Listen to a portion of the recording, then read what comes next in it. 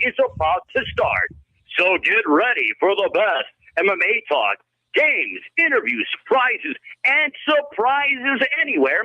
For Knockout Radio, I'm the voice, Ray Flores. And now, here's Knockout Radio. Hey-o. Hey, everybody. What is going on, everybody? Coming to you live and in living color from the Cool Breeze AC broadcast facility. This is Knockout Radio. What's up, dude? Big day. Well, we'll Excited see. today. We'll see. Excited about today. What's up, We'll buddy? see. How you been? A lot of stuff going on. In the show, outside the show, family-wise, a lot of stuff going on publicly, a lot of controversial stuff that we are going to talk about. Okay. And I don't know where we want to start. We want to start at last week's UFC, this week's UFC, the battery charge that should be coming down for a Vietnam veteran in Chicago, the World Cup, our Mount Rushmore, first and foremost, because of some things that are going down with Steve and Rick. Do you realize that it has been 1 year today since the passing of Ozzy Osbourne? Really? Seems like 3 weeks ago. Man, I know it's going to sound terrible, but I didn't know he passed. Shut up. No, I'm serious. I'm just finding out right now. Like, I'm really sad. Oh, like, my God. No, I'm not trying to be a jerk. I don't Well, follow that. you're not trying. You are. No, but I don't understand. I don't follow that genre. I don't understand. I don't follow that. I don't world. either. So, I don't follow it either. I couldn't tell you other than that Scream and the train thing that's on John Robinson's phone. But come on, how do you not know that? Come on. I honestly didn't know. I mean, I kind of felt like he was dead for a lot of years while he's still on TV. Like, he just was sat there, and like, I didn't, like, no disrespect. I just don't follow that industry. I don't know. I don't keep up with it. And in today's world, everything's about algorithms. What you look up, what you search, what you're into is all you see on your news feed. And most people only get news or updates on their device. Matt, I don't follow news. I don't watch news. I don't really watch TV. We watch the same 4 TV shows.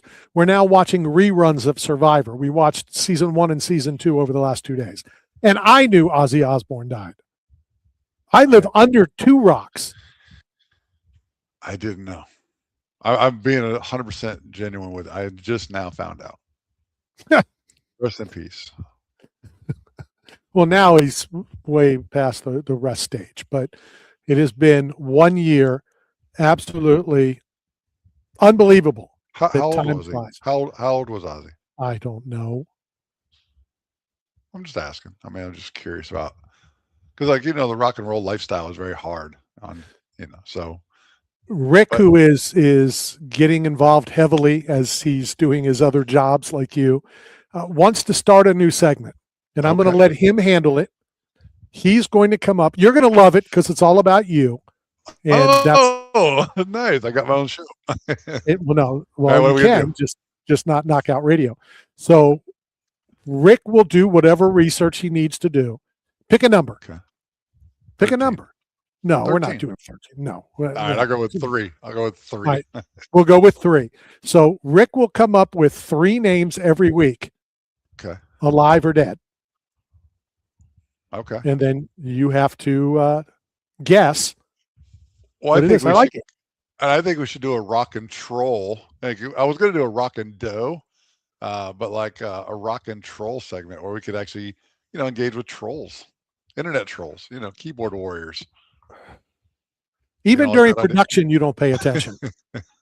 Oh my God. Come on, man. Like, that's what people like. They like controversy. I just asked my 13-year-old daughter. Actually, no, she's not 13. She just had a birthday. My 14-year-old daughter, she's like, why do you have an intro to the show? Why do you have like commercials? And like, she's like, people don't hold on. Like, last night we tried to watch a movie. The Fox 20th Century Fox was the intro credits to Something About Mary, and they didn't even make it through the setup to get to the movie before they were on their device and lost interest. So she said, you got to just start by a conversation and then people just join in live. All right. That's I've how- already lost interest in you and her. That's what I'm saying. It's too much time. So we just got to do this. We just got to talk, and people join in and chime in and comment, and then we keep it moving. I got an idea. Let them produce and me. Just, Shut the hell up. oh, okay, I'll be silent. That would work out better than coming up with stupidity over and over again. Well, you know, silent and listen are the same characters in a different configuration. So look, here's the new me, Randy. This is professional me. All right. I've been asked, because I go off on these tangents a lot, about legend, about GOAT, about Hall of Fame. So when it was brought up again Saturday night during the UFC in Oklahoma City, and we still need to talk about, if nothing else, the main event and your other up and coming star. We'll get to that sometime in the next 3 hours. Legend, Hall of Fame, and people want me to try to explain or names. Like they brought up Chris Weidman as a legend. That's I don't think Chris Weidman's a legend. No. Chris Weidman had a legendary knockout of Anderson Silva, but that doesn't make you a legend. Legend is iconic. Legend is you're going to go down as the greats, with the greats.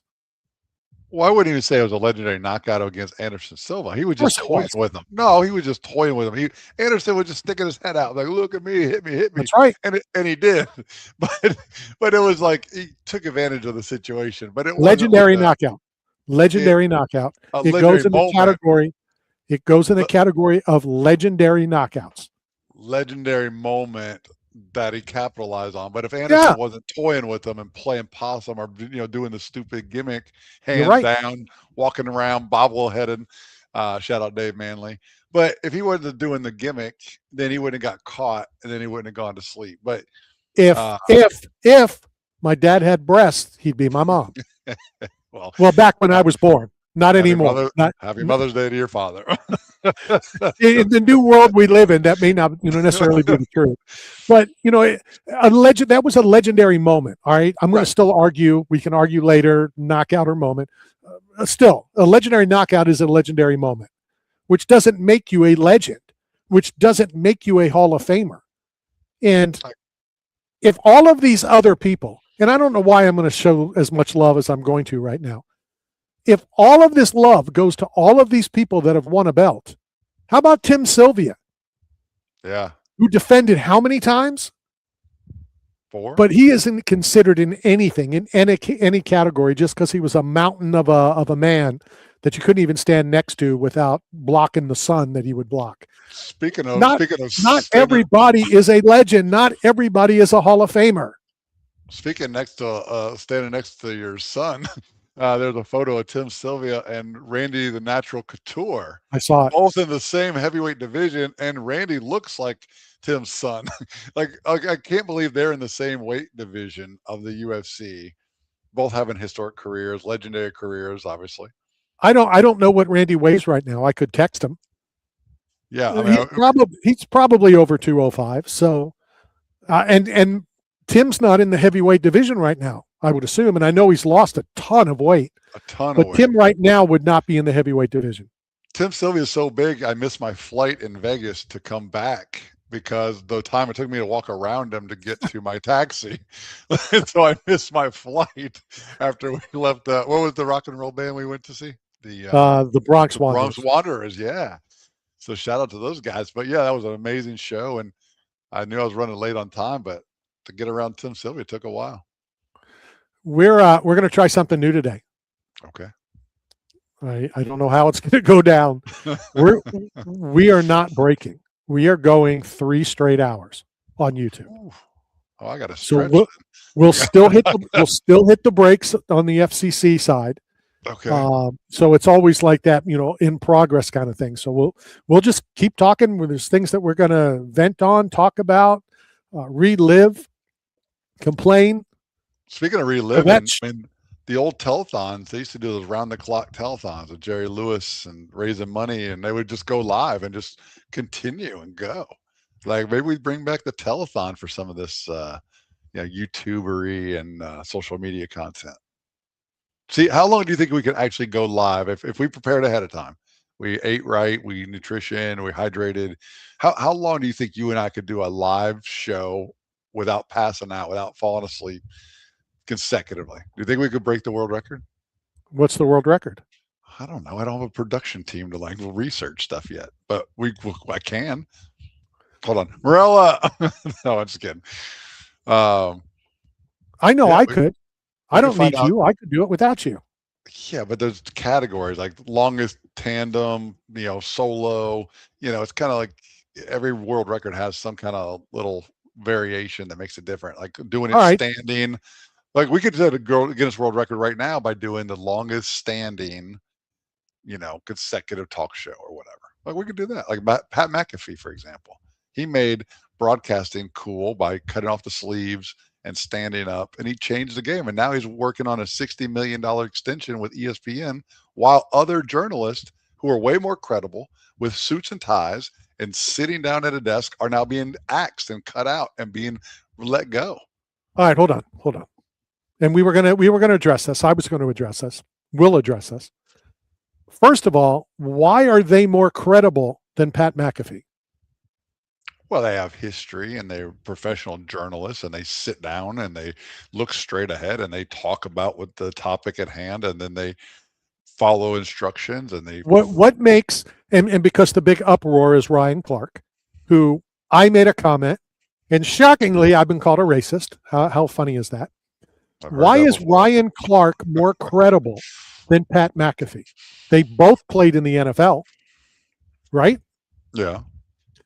Is Ryan Clark a journalist? Is Ryan Clark a commentator? Is Pat McAfee a journalist? Is Pat McAfee a talk show host? So here was my response when I got called out for my skin color. I said, one brings in millions of dollars, as well as tens of millions of views. Mhm. The other is Ryan Clark. And so somebody, ripped me for that.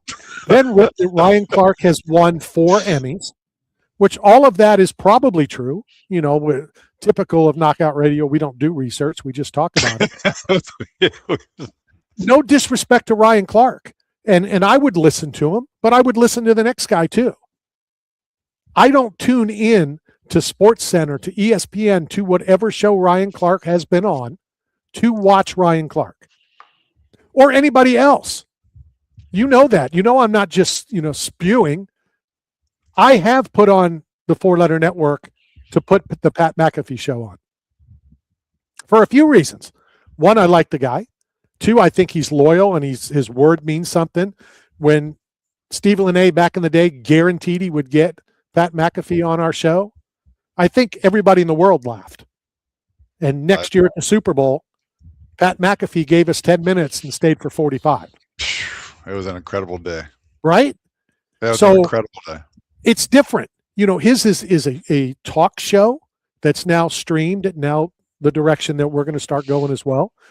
The other sits behind a desk. Sure, looks professional, but I don't look professional. You're not professional. At least I am, but I don't look it. Well, there's So- a new me. Everybody is dumping on the Pat McAfee who got a raise while all these people and some pretty big names got let go. But that's the world we live in.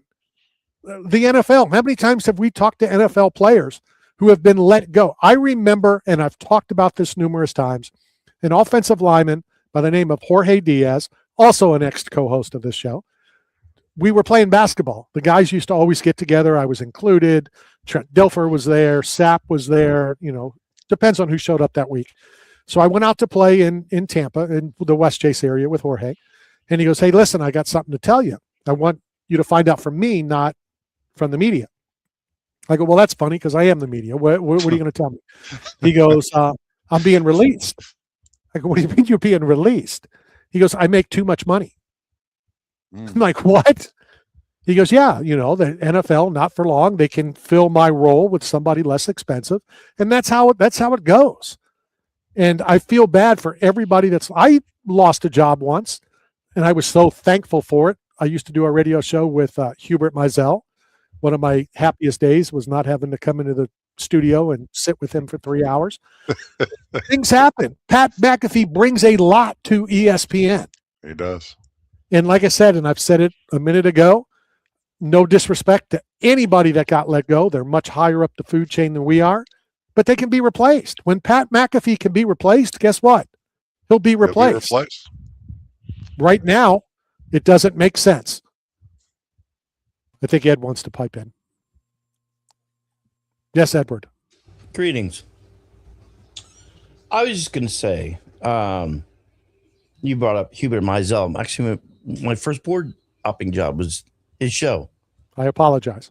Yeah. No, Hubie. He was funny. But Hubert said that not every athlete, ex-athlete, is meant to be on radio or TV. And if you notice that the times that we've spent in the locker room, that how they've ignored us in the locker room and berated us sometimes or whatever. But the first job they look for when they're done playing is media, because they want to get into that. So the whole thing with Ryan Clark is, he just rubbed them the wrong way. It does. Please don't start because it's the color of his skin, because I know that's going to come out eventually. It did. No, it's already come out, at least in my comments. Yeah, I've heard that. But for crying out loud, I mean, it's just about, it's about ratings, and it's about who you choose to have working for you, just, representing you. People don't see behind the scenes all the time. That's what I'm trying to say. I need to learn that, though, Ed. I need to learn that. It's how you have people around you represent you. Hey, Matt. I'm right here. I'm just silent. I'm listening. I'm listening. Ozzy Osbourne died a year ago. It's crazy. Did you not bring that up on the show a year ago, Randy? Did you not at least? Yeah, I know you did. Yes. I remember it. Yes. Bro, where was he? I just found out Ryan Clark. I just found out who Ryan Clark was just now. I don't pay attention to these people. They're irrelevant. I understand. No, first of all, they're not irrelevant, but I understand you not knowing who Ryan Clark is. As stupid as the role you play, I believe that you don't know who he is. But come on, you had to have known. We talked about it. Now, I forget things you say as well, but it's not like it's Ozzy Osbourne that passed away. So come on. Back to Ed. I don't know how to follow that. I mean, I just want to say that I don't know a whole lot about Ryan Clark. I've just seen him a couple of times. I really don't watch ESPN that much, but I know that there was a confrontation when what was it, Peter Schlegel, right, something like that. And I know there was a confrontation, and they're blaming it on that, but it's not about that. It's about overall. So listen, when people get fired, they get fired. It doesn't always have to be about skin color or whatever, but they just kind of run their course in any job. Sometimes you just run your course and that's it. And your employer has the right to terminate you, period. I agree. I work for me, and I still am worried to get fired every day. I mean, every day I think about letting myself go. But at least Ryan Clark's relevant. You should listen to yourself sometime. Because of Pat McAfee, at least he's relevant. Right now, Ryan Clark is relevant because of Pat McAfee, and that shows the star power of Pat McAfee. And what makes him a star? He changed the mold. He stood up in his interviews. He stands on his feet. He wears the cutoff sleeves. He's got a big personality. He does Speedo jumping off of high dives at college stadiums to rile up the crowd. He does the antics that I do. But I'm not Pat McAfee. Of course, you had to make it about you. No, I want to compliment McAfee. I don't want to replace him. But first of all, you can't replace him. I can't. Second of all, anyone can be fired. Well, he can be fired. You anyone can't can replace be him. Of course you can. Him standing up has nothing to do with why people like him. I mean, come on. It's the antics. The WWE, when he got involved with that, he took a bet on himself and he won. I do need to send out some wishes, by the way. Oh, okay. I wasn't aware of this either. One of our crack producers, Sean, let me know that Jason Fitz had a major surgery. And I don't know if you were there the year Jason was on. Jason, a good friend of ours, good friend of mine. I've told the story how I thought he was going to kick my butt because I made his wife cry at a charity event. Jason Fitz, the former fiddler player and band director of the band Perry. So he gave up a very lucrative career to go into sports radio, sports journalism. And if you remember, every year I'd go to Nashville, and I was involved with Kevin Carter and Jay DeMarcus from Rascal Flats. I invited a bunch of my friends, the MMA fighters, some other people that I knew, and it was a huge Make-A-Wish event. So I would always get the list, and I would alternate between my kids, who I would bring that year. So the one year, Jason Fitz was there. And all my son wanted to do was meet Jason. Drew Brees, Darius Rucker, Ric Flair, Rick Springfield, you name it. The who's who was there, right? He wants to meet the former fiddler player of the band Perry. Okay. So when I told him, he was very moved. He thanked me. We went on to the day. The night of the big charity event, we would do it at the Palm Restaurant in Nashville.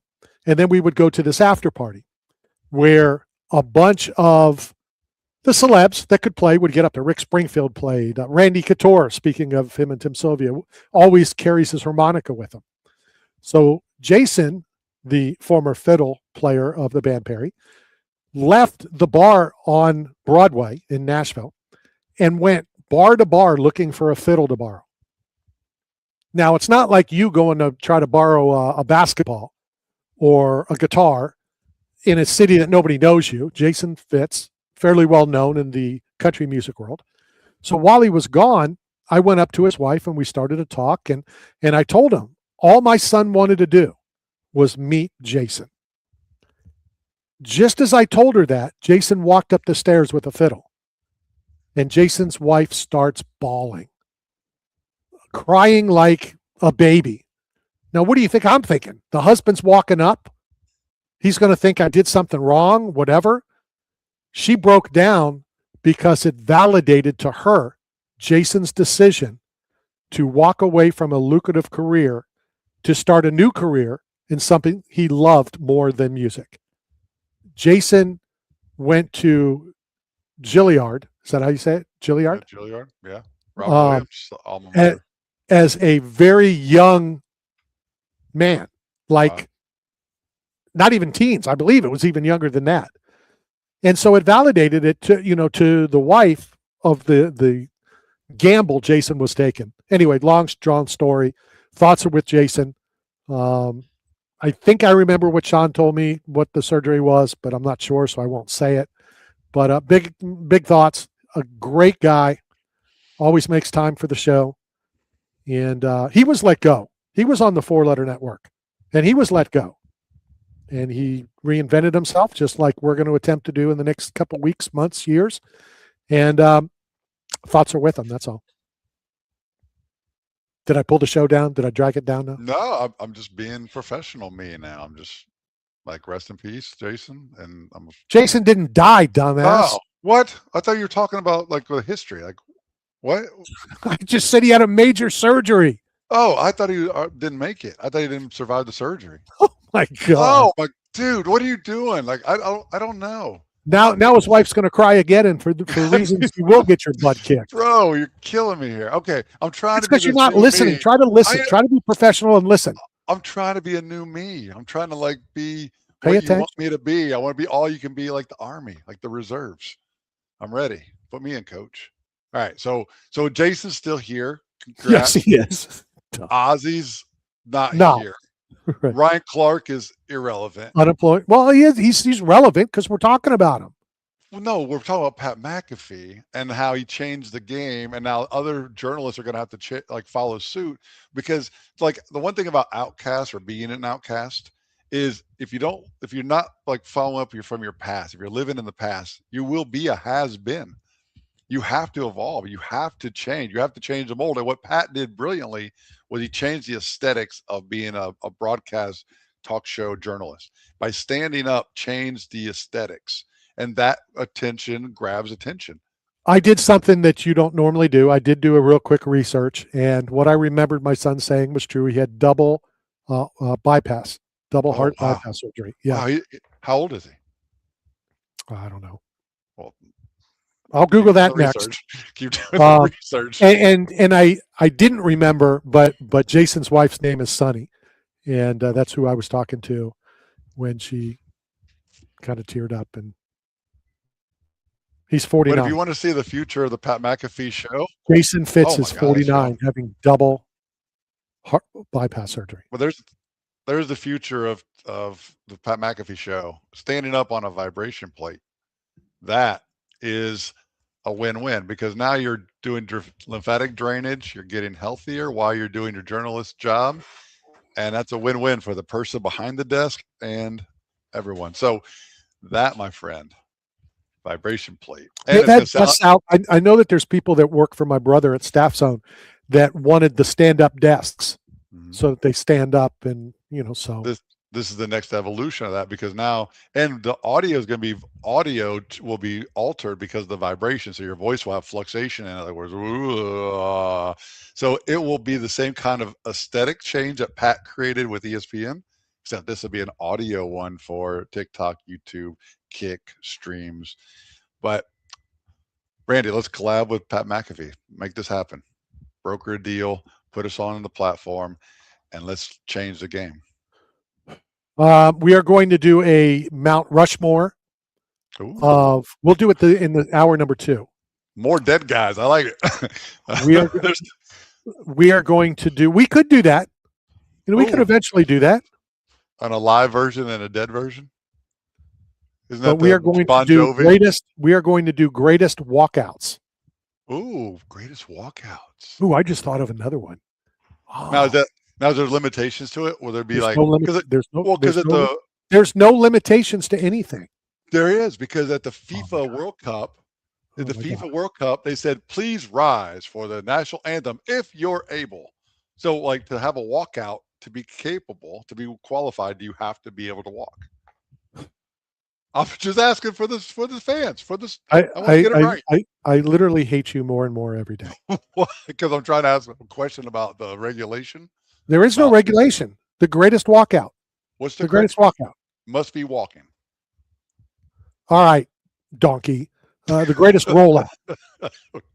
I'm just saying, because everybody's capable of to be a participant in this competition, to be a nominee for Mount Rushmore.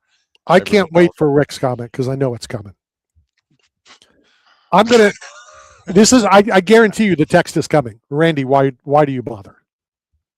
Why do you bother? Okay. Apparently, off the request line, I have an entry now. So. Oh, so you can't think for yourself? Well, I'm gonna have to do some research. I gotta think back. The only one I can really remember off the top of my head. We're not doing it yet. We're not doing it yet. Just keep it. Just keep it. We're going to do it in hour number 2. All right. Okay. Yes, sir. You've had ample time. Now I need to ask my son later, but I would assume that we should have ample time, and you've been given ample time. I think we should just do it off the cuff. Yeah, of course. Don't have ample time. I think that would be better. We'll miss out. There's some we'll lose. But speaking of Mount Rushmores, BKFC Fight Night Sturgis will be taking place at the legendary Buffalo Chip in Sturgis, South Dakota on August 8th. Okay. Main card kicks off at 9 p.m., but that's out there and whatever. Mount Rushmore land. Okay. You changed the direction of the show to bring that up? Well, we're a combat sports show, and you're talking about Mount Rushmores, and that's where it is, the bike week at Sturgis. Like a legendary bike week at Sturgis. Sturgis is legendary. I mean, can't talk about it. Maybe one week we'll do the Mount Rushmore of legendary legends. Okay. So get all the legends together. Whatever you would consider a legend. Make a bracket, like let the fans vote. I mean, we could do that too. Who's the greatest legend of all time? Would it be Lionel Messi? who didn't win the World Cup, didn't bring it home for the back-to-back Argentina victory, who let it slip through his foot and go to He didn't Spain. let it slip. They got dominated. It was brutal. They got dominated. And I did put out a wellness check for Martin Gramatica and Santiago Gramatica. I wanted to make sure that they were okay. That's their team. They're from Argentina. You know what I was disappointed in that game? No. I didn't. Now, I'm not a big football guy. I did watch a lot of the World Cup. It was great soccer, great football. Watching the crisp passes, as boring as it is, for 90, 100, 108 minutes. I saw a couple people on networks talking about how disgraceful Argentina was on the finals on Sunday. Okay. They were dirty. Mhm. There was, I guess, a brawl that they didn't show after the game. I saw it after. I saw the rewind of it. It wasn't a brawl. A guy grabbed a guy's throat, and then they kind of did a little fisticuffs. And Well, in the world of fakery, that's called a brawl. Well, in soccer, they grabbed his throat, and whatever. I think there should be different color cards. When it's obvious you're faking, you should get like a pink card. And, you have to do something different or whatever. Very disappointing. The better team did win. Yes, Thanks. I'm happy. I am happy to say in our family draft pick that we do, with the 7th pick out of 8, this guy took Spain. Oh, yeah? How does Spain drop to 7th? My family's a bunch of morons. Spain was originally picked to win the whole thing. And if you don't take Spain first, top 4 for sure, right? Spain, Argentina, Brazil, France. and France. It's those 4. Oh, and Mexico looked pretty good up until They the looked point awful. when they didn't. But they had I thought the sharpest passing and like the crispest passing. Like You didn't watch. Admit thought you didn't Mexico- watch. what? No, I did. I Admit watched. you didn't watch. I Because did watch. Spain's passing was unconscious. And that's their whole game, as I've learned, is all defense. They kind of do, and my son used this line. It's the Hoosiers from the movie Hoosiers. Yeah. It's from the Hoosiers, 47 passes before you attempt a shot. Argentina didn't have a shot on goal. That's crazy. That's insane. I won't say which family member who had the number 1 pick in the draft. You know who he took? USA. No, he was very excited because he got Messi and picked Portugal. Oh, well, that's the wrong team. Yeah, he thought Messi was on Portugal. All right. Well, So guess who lost? that guy. Well, we do a thing where there's 16 teams. So there's 8 of us that do it. And then it's the 1 to 8 and then 9 back to 16. So he had the first pick. He took Messi and Portugal. And whoever's the first one to be eliminated with both teams has to drink something really disgusting. Well, I think we should do a bracket thing, but maybe do, I don't know, like 2 names from each industry, like each league. So like a hockey would have Gretzky and Ovechkin, and then a basketball would have Larry Legend because it's in the name, and Michael Jordan, and then you just do 2 First for of all, each sport. you've already blown the whole thing because Why? because Why? saying Larry Bird could have been a great segue, and then you go, but he's known as Larry Legend. But if you're going to go, I don't care who you are. I think somebody did list Larry Bird as the greatest basketball player of all time. That person needs his head examined by the same doctor that examines you. Larry Bird, top 10, maybe. You can't say he's number 1. You can't. I didn't say he was number 1. I'm just saying his name is Larry Legend, and if he's got the name Legend in his name, then he's got to be on the top legendary, playoff of all time. If we're gonna go like who's the greatest legend of all the legends, got to put him at least in the queue. He's at least got to be in the big dance. Give him a shot. He can't be. He could be the Cinderella story. He could be Cape Verde of this league, this competition. Right? I heard that they stayed at like a Holiday Inn or a Motel 6. Wow. I don't know. I think Well, they didn't got they practice in St. Pete? Weren't they at the Rowdy Stadium? Didn't they? I I don't thought know. they chose was it Al Lang Stadium? Is that what they call it? Yeah. I believe that's where they practiced in preparation for the humidity and the heat. So they came here early and they practiced in St. Pete to get conditioned to the climate. So, yeah. But what I was Cape told Verde. is each country federation got X amount of millions of dollars to spend as they wish. Some teams stayed at, give me the biggest name, the top name, the Waldorf, the, whatever. Ritz Carlton. I think one team, and it Same. might have been that Cape one, stayed at, I think it was Red Roof Inn. Or your Yeah, house. well, or they all yeah. crashed at your house. Yeah, I have a red roof on my house. They're but they've got there were other players that shipped in their own food. They didn't want to eat the food supply that America. That's because our FDA is different than the European restrictions. So things that are allowed in our food are not allowed in their country. So they brought in their own supplies. I didn't know some of that might be illegal. You can't bring certain foods in. Yeah, you would have to declare it when you come through customs. Well, it's not that you can declare it. It's what it is. What is it? What's in it? Like you can't bring certain plants because of the bugs and whatever that could be. So. Well, the Norway player, the Haaland, he eats raw. He drinks raw milk, like raw, cow milk. He eats eggs. He's very much a biohacker, and a guy like myself does the red light and the sauna and the cold plunging.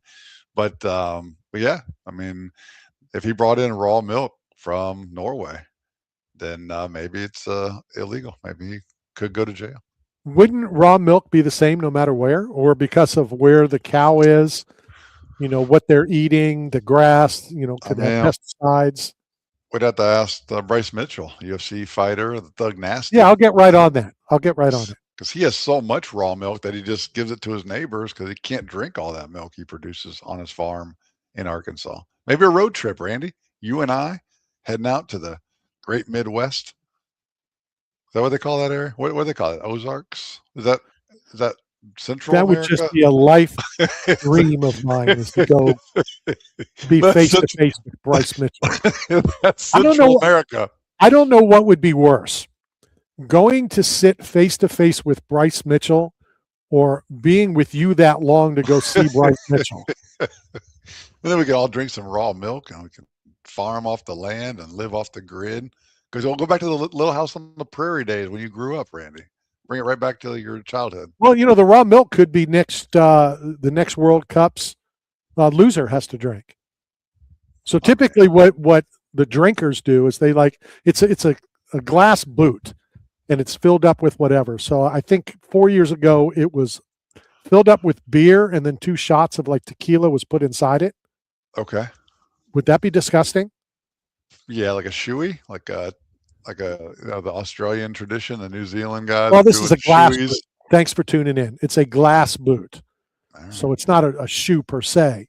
I'm just saying, would it be disgusting to put 2 shots of tequila in with 16 ounces of beer? I don't know. I don't drink. I'm asking you a serious question. Probably. I mean, but it's just. But the question is, at the Indy 500, when they win the biggest race of sports history, right? The greatest. I'm honestly thinking about killing myself right now. Just talking. They drink milk. What if that's raw milk? Has anybody ever questioned what kind of milk is in that celebration? Before. I thought at the beginning of the show that I hated you more than I've ever hated you. I think it's changed. What are you mad about now? Why are you mad at me? Who cares if it's raw milk? It matters. Why? Because the processed milk is not good for you as a human being. Like the raw is a better way. Like these athletes. So what difference does it make what milk they drink at the bricks that I have kissed in Indianapolis? What difference does that make? It was just a question out of curiosity. Maybe because a lot of traditions we have, nobody even questions where it came from. Hold on, just so you know, curiosity killed the co-host. Just saying. No, it killed the cat, and there's 9 lives. I got 8 more opportunities. So, I mean, but what I'm saying is, Like, why we have to question our history? We have to question tradition, like, because who knows why it started and if it was even legitimate, right? And why? It's like people just do things because they're sheep, Randy. Like, I'm just asking questions to make people think. That's all it is. But I know I don't. I'm sorry for being professional, me, but I was trying to bring the whole UFC conversation back into our combat sports show by bringing up the shoey, because that's a tradition in the UFC culture in No, Australia. What no, it's Tuivasa and those guys, they drink shoeys. those guys. Who Those else has fans, done it? Who else has Mark done it Hunt, other than Mark Pretty? Hunt, Mark Hunt, probably Whitaker's probably done it. Who looked, moved up to 205, looked good. What do you think about Whitaker's last performance? He was a very happy man in the press room after the fight. And what I found funny, and I think I put it up on the YouTube, was his kids had a field day at the buffet. I guess they've never seen a buffet before. Really? And Robert Whitaker was like telling the boys to grab as many cookies as you can in the back of the room. Have at it, have a good time. I was happy for him. A lot of people doubted him going up. He's in that conversation that we're going to have later between good fighter, great fighter, legendary fighter, iconic fighter, Hall of Fame fighter, where he's one of those people that we'll need to discuss later. Now, I mentioned it in a previous episode, but can you be a legend, a UFC legend in your region, meaning in Australia, down under? Of course Robert you can. Whitaker is a legend, but not in the UFC legend, wing of the Hall of Fame. I think he will go into the Hall of Fame. Whether I think he is a Hall of Famer or not, we'll discuss later. But yeah, definitely. There's a guy in Australia who I believe should be considered a legend in Australia. I don't necessarily think Elvis Sinasek would be a legend in the UFC circle worldwide. Very few people in the States know who Elvis Sinasek is. But to the best of my knowledge, I believe he is the first Aussie to fight in the UFC. Great guy. I told him if he goes into the Hall of Fame, I will definitely be there, whether I'm credentialed or not. I couldn't even get out and talk to the people, to the inductees. We used to all have access. Now we didn't. But if Elvis ever goes into the UFC Hall of Fame, then we will have access. That's my guy. Another former co-host. But yes, absolutely. And just for clarity, when you say Aussie, like, we're not talking about the one that passed. Correct. Okay, I'm just clarifying because you're like, so this Aussie's still alive, and he may go into the Hall of Fame at some point. I got a great Mount Rushmore I might have to do at some point. Ooh, the Mount Rushmore of former co-hosts of and Talking Sports. That might be interesting. Well, who are the other two going to be? What do you mean? There's 4 on Mount Rushmore. Well, I'll take the first 2 spots. I got 2 characters at least that are worthy of. I don't know.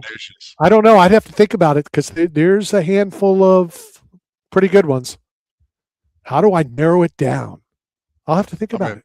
Like, would I be Biohack Matt? Would I be Safety Matt? Would I be me? Would I be Neuroscience Matt? Would I be Pizza Matt? All right. You know what? This is what I'm going to do. I'm going to think about it for next week. Okay. My Mount Rushmore of former co-hosts. Before the end of the hour, I need you to tell me what Matt you're nominating. Ooh, that's a good one. And then when you tell me, I'll let you know next week if you make the top 4. Obviously the easy front runner. I said, tell me at the end of the show. Tell me at the end of the show. I don't want to do a segment or any more time talking about you right now. We're not talking about me. We're talking about you need to tell me at the end of the show what Matt will be nominated to go up against some of the all-time greats. Derek Kukolich, Jay Retcher, Dave Kokotis, Joe Marquis, Elvis Sinasek. I could think of more, but they're the ones off the top of my head. All right, so hopefully we have this show recorded so I can go look up who those guys are. Well, it has nothing. You don't need to know who they are. Well, if they're going to be relevant, if I'm going to lose to someone, it's got to be somebody that's at least I've heard of. It can't First be of somebody all, that's not first in of all, my stratosphere. it doesn't matter whether you know them. It doesn't know if you've heard of them. If it doesn't even matter if they're real people. I'm making the decision of my Mount Rushmore of former co-hosts. Jorge Diaz would be in there. Caleb Benenot would be in there. And I'm not talking about, like players that did a one-time show. I'm not even going to say, the couple players that had a year-long show. Shelton Quarles, Michael Pittman. I'm not saying that. People you can put them in there. I'll go ahead to have those guys. Well, you would not have a chance. So, no, for people that like American football, then of course they're going to choose. It's not even about what we talked about. It's how they did the show, what they brought to the show. Did they bring pizza to the show? If that's the case, Jonathan Casillas might take seat 1, 2, 3, and 4. He's the player that would bring players with him. I turned one time. We're doing the show at the press box, and it was the Jonathan Casillas show. And I turn around, shows you I'm like you sometimes, and I see this guy standing there, and I'm like, that dude looks familiar. Not sure who he is, but he looks familiar, and he's staring at me. Had no idea. Jonathan Casillas walks in, hugs him. They sit down. It's Cam Brate, former tight end of the Buccaneers. So if we're going to say that, he may have all those seats, but that's something we'll talk about. I mean, and I know you're a big football guy, and I know you love it, and I love it too. I think it's great. But on the cruise ship in Bahamas, they had the World Cup game on in the sports bar. It was packed, like literally standing room only. Everybody on the boat was in the one little bar on the ship. And then as soon as they left, they turned it on to American football, like USF college football, and everyone left the bar. Like it was 6 people left, and 4 of them were the bartenders. And so somebody said, no better way to kill a crowd than to put on American football. Thoughts on American football needing to revive itself? It doesn't need to revive itself at all. Like, what does it need to do to engage fans, or like make it more exciting, or to to grow this season? Like, what do you think is missing? Well, the grow and the fans' involvement are two different things. The NFL is going to continue doing to grow the sport. They're going outside the country. There's a game in Australia this year. They're trying to take it global. That's going to take it up a notch. I don't think it'll ever catch up to soccer. I don't think it'll ever catch up to rugby and cricket and everything that's played worldwide, just not played here in our country. But them taking it, outside the country, back to Mexico, back to England, Germany, Brazil again. And I think before too long, and it's going to be an issue, and they'll have to figure out how to do it, I think there will be an NFL team outside the States. So we'll see how that plays out. Look at that, Randy. I'm gonna pat myself on the back. For That's what? the new me. Well, I served you a softball. Like, Oh. so, I pretended like I didn't like NFL, and then like you got to be the hero and talk about how it's expanding globally and reaching new markets and bringing on new fanfare. So, Let's talk about what happened, I believe, at a Cubs game. oh, It's all over social media. Obviously, I have a stance. Steve Bartman could be part of the GOAT conversation. Go ahead. Did you see what happened at the Cubs game? No. I'm sure you did, but there was a situation during the national anthem. Oh, I did see that. Well, I saw you talk about it. A youngster, I don't know, 18, 22, 24, somewhere in that area, was sitting during the national anthem. We didn't hear anything. I didn't listen to anything. I just saw the video. And I guess a older gentleman who I believe has been reported was in the military during Vietnam, slapped him upside the head to make him stand up. That's a tough one. That's a tough one. That's not tough at all. Okay. Here's my stance. All right. First and foremost, unless it's the young man's father or grandfather or family member, let's say family member, he should be arrested. Bar none. Whoa. Like, even a family member goes to jail for that. I mean, domestic violence. They could. No, I understand. You rough up your family member in your own house, you're going to jail for no, I understand. charges. I understand that. And we know what happened to Adrian Peterson, when he reprimanded his son with a stick, a switch, whatever. I'm just saying I'm okay with it. Like if my son sat, I would hit him upside the head too. But if somebody that's not a family member, and you're right, you could still be arrested for it. This is my stance. If it wasn't a family member, they should be arrested. And like I've said in every post, and I've changed my view. We've talked about this. My mom was upset because I changed my stance. I was dead against for 50 some years sitting during the national anthem, kneeling during the national anthem. And I changed my stance. My stance is you have a right to do it. I have a right to call you a douchebag, but you have a right to do it. I can be upset that you're sitting, and you can be upset that I called you that, and we can move on. Or we could fight, or we could do whatever you want. I'm cool with it. I've been in altercations in press boxes when people sat during the national anthem. I've changed my view. So he didn't do anything against the law. He didn't do anything that he could go to jail for sitting during the national anthem. He's just a douchebag. Well, how do you know he was able? How do you know he was even able? Like We the don't. first instruction here- is if capable, if able, Here's how we know. Because after the guy slapped him, he stood up. maybe it was a miracle. All right. Well, then he should take him. Maybe he wasn't able to stand, and that slap realigned something neurologically. And now, I don't know. But here's what I do know. I do know, like, we should change that. If you want to pay respects to like the freedom that we observe and live under that blanket of freedom, then during the national anthem, you close your eyes to pay your respects. You don't have to do the hand over the heart. You don't have to take your hat off. You don't have to do kneeling. You don't have to do standing up, sitting down. This isn't church. Like, it's just a tribute, because anyone that's there is able to close their eyes and still everybody's equal in that sentiment. Right? Stand if you can, but you're a proud American who lost their legs or mobility because of the military, because they saw active duty, and they can't stand and participate in that ritual or that tribute. I think it's disrespectful. I think we need to change it to where at a sporting event, everyone close your eyes to show your respects.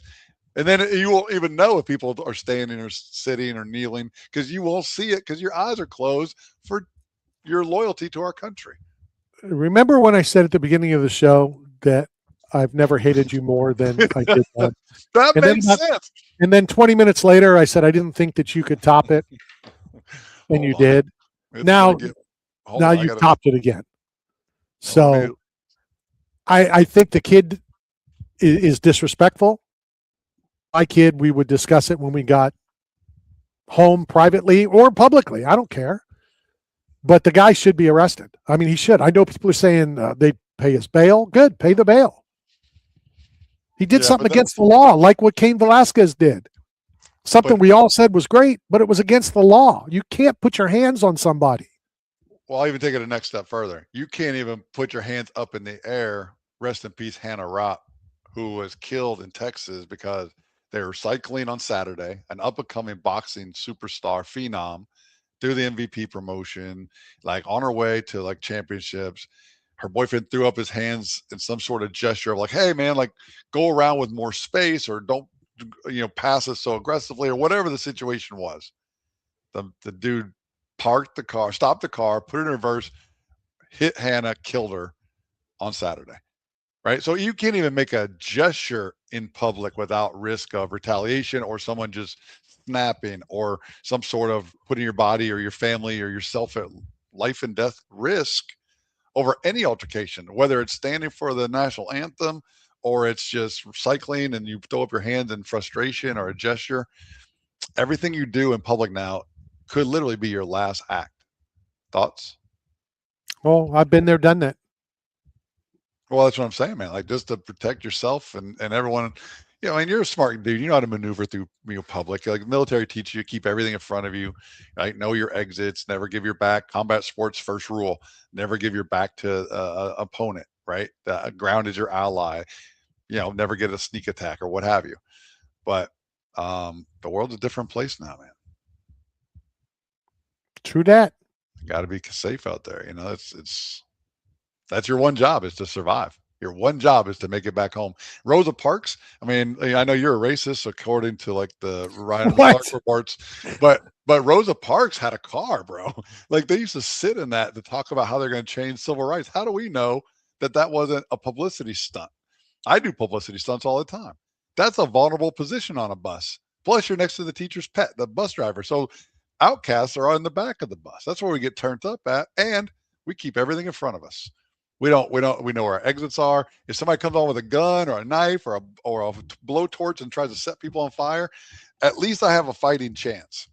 And that's where Hannah Rapp, I don't know the story officially, so I'm going to speak out of my ass on this one. I don't know the real storyline, but I do know from cycling in New York on the bike ride, I always ride against the grain. I always ride on the opposite side of the road where I keep everything in front of me. I don't want to get hit from behind. I don't want to have the unknown behind me where it's blind spot. So who knows, like if she was cycling on the other side of the highway, perhaps she's still alive today. Like I don't know. I'm just saying, and because there are a lot of like cyclists and motorists issues. There's a lot of road rage because of it. Cyclists feel entitled to take up the road. They have the same rights as a vehicle, a motorized car or motorcycle. So they use the lane, but they slow up traffic. They don't stop at stop signs because your feet are clipped in. So they're locked into the pedals. So to come to a complete stop, you have to unclip and then put your feet down. So a lot of cyclists, they don't want to stop that momentum. So they'll run through red lights. They'll run through stop signs. And a lot of motorists get frustrated. There's jealousy, like all these people are in shape and they have a community and they're a group of people and I'm alone in a car and depressed. And, you don't know the motivation behind why Hannah got killed on Saturday. What are you talking about? I just said it. You think people that are driving a car are upset that people are riding a bicycle? Every day you see it. Go to St. Pete on any Saturday and Sunday morning ride from North Shore. The groups, they all go out in different time slots. I've seen it.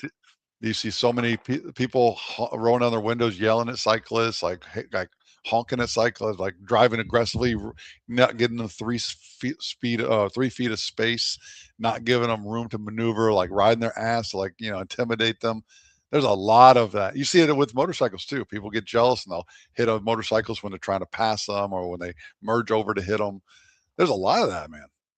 No, I'm not saying that there's not some of that, but I don't think people are jealous that they're riding a bike. They may get mad when bicyclists, and I see it all the time, like you said, they don't stop at red lights. I don't suggest doing that because if you get hit, it's not the car's problem, and it's not their fault. So I'm going to share a story. I was allegedly not a part of any of this. Is that how I say it for the disclaimer, Randy? Yes. Before we hit the top of the break? No, we're already in the break. We're already in the break. Okay. So, but I would ride with these guys and we'd have our clip-in metal shoes. So there's a big nut on the bottom of the shoe that locks in, and it's metal and it sticks up about probably an inch from the sole of the shoe. And so when cars would get too close and drive aggressive or be an asshole like that, try to weave around you. I'm not sure you can say that word, but whatever. Weave around you. Okay. So go around you. Sorry if I said weave in an inappropriate way, but I'm not a racist, but he would unclip and then he would kick the door of the car and it would put a dent, and then the metal cleat would scrape all the way down to the bumper, and then the cars would get so mad they would stop, and then they had to either prove that they were about that life or they had to take their damaged car back to the shop. But yeah, there's a lot of road rage with motorists and cyclists. No, like I said, I understand that, and I can see some of it. Look at the 2 hockey, guys that died, riding their bike. They both were in the NHL, so they both were pretty good. One was going to be on the Olympic team. I get it. I also think roads are for cars.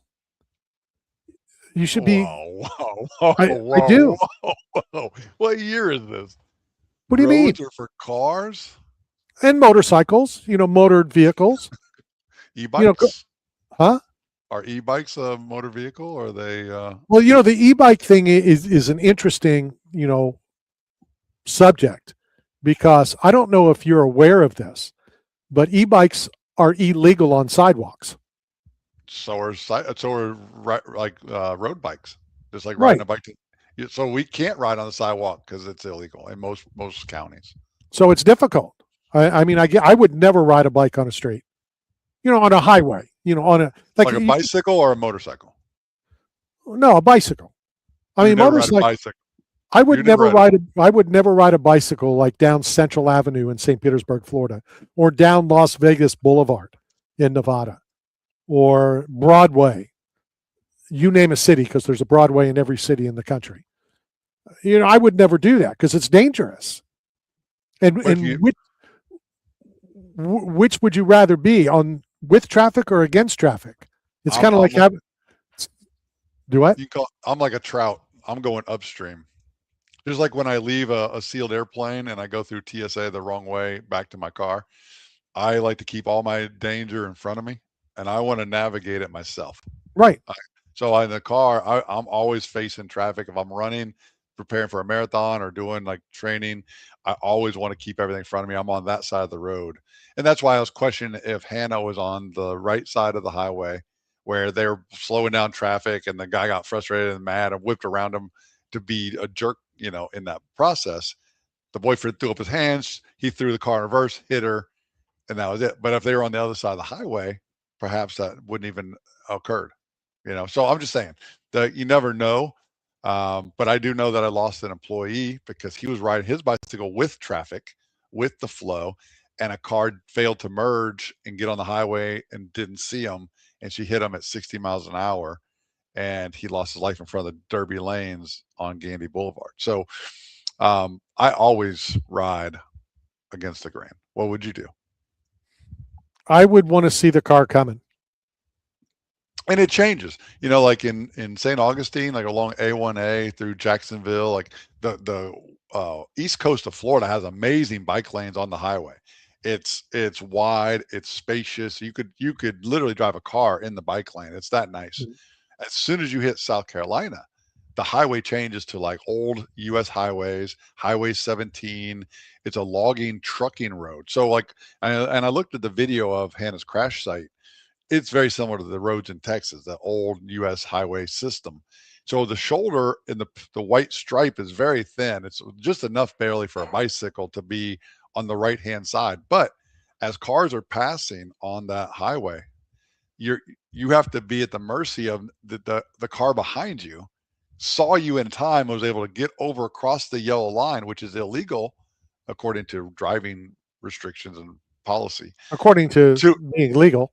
But you would have to move over across the yellow line to avoid hitting a cyclist who has every right to be on that highway, right? Like another car, right? So once I learned that in South Carolina, I was like, okay, I'm gonna keep all these trucks in front of me. And there were times I had to abandon the bike and dive off into a ditch or in a grass pasture just so I wouldn't get hit from a distracted driver or a logging truck that was moving at 75 miles an hour. But at least I felt like I had a little bit more control in a world where you don't have a lot of control. I gave myself a fighting chance, and that's all you can really ask for in life is just prepare and give yourself a fighting chance. When you get on a bus, get in the back of it. Keep everything in front of you. When you're in a crowded place, know where your exits are. If things pop off and it's random, if somebody doesn't stand up for national anthem, let that go. Somebody drives around you in a dumbass way on a highway in Texas, let it go.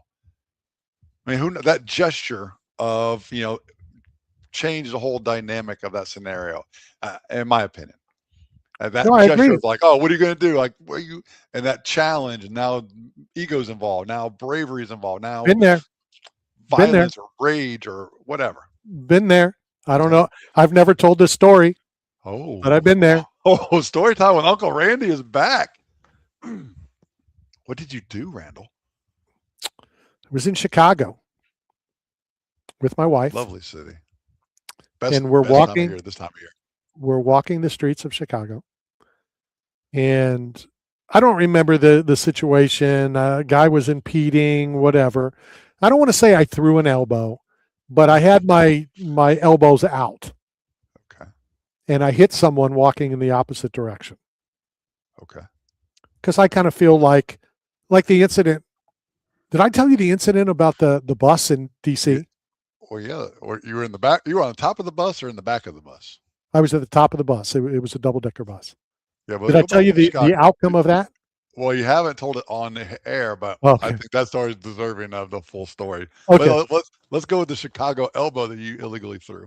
Okay. It wasn't illegally. I kind Well, of. elbows are usually illegal. What year was it during the UFC? It was before 12-6s was legal, I believe. So anyway, we're walking. I'm protecting. I think this half is going one way. That half is going the other way. Something happened. My elbow somehow hit this guy, who then chased me down. Oh, I believe he would fall under the possible homeless situation, okay. and he wasn't the guy that I probably should have done that to, because he Okay. chased me down. He goes, "I know you didn't mean to throw an elbow and hit me. Hmm. Got $5 for me?" And you gave him $5? No, I said, "I don't. Sorry." And kept walking. Wow. But it was a different time back then, right? I mean, today's world, like imagine that scenario now unfolding. I mean, now it's wild. It's or imagine that scenario happened, and then Priscilla ended up losing her life because of an altercation. No, for sure. That's what happened to Hannah in this situation. Is her boyfriend's act Yep. that triggered this response, and now she's no longer here. I mean, I think there's a meme that's running around, and I thought about getting the shirt, and it said, so and so, I'm willing to take a bullet for you, or me, are you willing to take a bullet for me? You, yes, it's because of you that the bullet is being shot, or something like that. Our actions, and a lot of times, it takes somebody else out. So should I tell the bus story from the? Well, yeah, UFC 250? because obviously you didn't learn a lesson from that illegal elbow in Chicago, but you're still doing these antics in today's modern era. It wasn't an antic. So I'll tell what happened on the bus. I still think I was right. I mean, I don't do anything that I think I'm wrong. I mean, I stand by this. So the media is getting in on the double-decker bus to go to the Lincoln Memorial for the press conference of UFC 250. I call it window seat, no window, double-decker bus, but I'm the outside. People sit down. This French guy sits next to me, and he's talking in French and blah, blah, blah, blah. And I have my backpack on my lap. Hold on, wait. How do you know he's French? Well, he was talking French. Okay. All right. I didn't know. Just because, if you see somebody that's speaking English, you automatically assume they're American. Right. I would. Okay, go ahead. So speaking French to the girl in front of him, Okay. and there was somebody in front of me in the seat that I knew, and we were talking. I've got my backpack in my lap so that I have room for my feet. This dude sits down next to me with a big bag of media gear, and he has it on the ground to the right of his right leg. Now he's got it in front of him, but imagine your legs, and then this big ass bag is to the right of his right foot. And he's keeping it out of the walkway so that other media members can walk to the back, walk to the front, do whatever. So in between him talking French to the girl in front of him, he finally starts talking English to me and says, "Hey, can you move over and give me some leg room?" And I said, "No." I said, "See this imaginary line? I'm uncomfortable too. My backpack's in my lap so that I have room for my feet. You might want to consider it." I didn't say those things, but that's what I thought. Now he's throwing elbows. Well, he threw elbows before. So, he learned from me in the streets of Chicago. Yeah, you got a whole league you're developing out there. He's throwing elbows. He's, just like you're on the airplane, you're the middle seat, right? So finally we go back because it's raining and the press conference is going to be late. He storms off. The girl in front of him said, "Who are you with?" in French as well. And I wanted to say why. He didn't have the balls to ask himself. This was at UFC 250.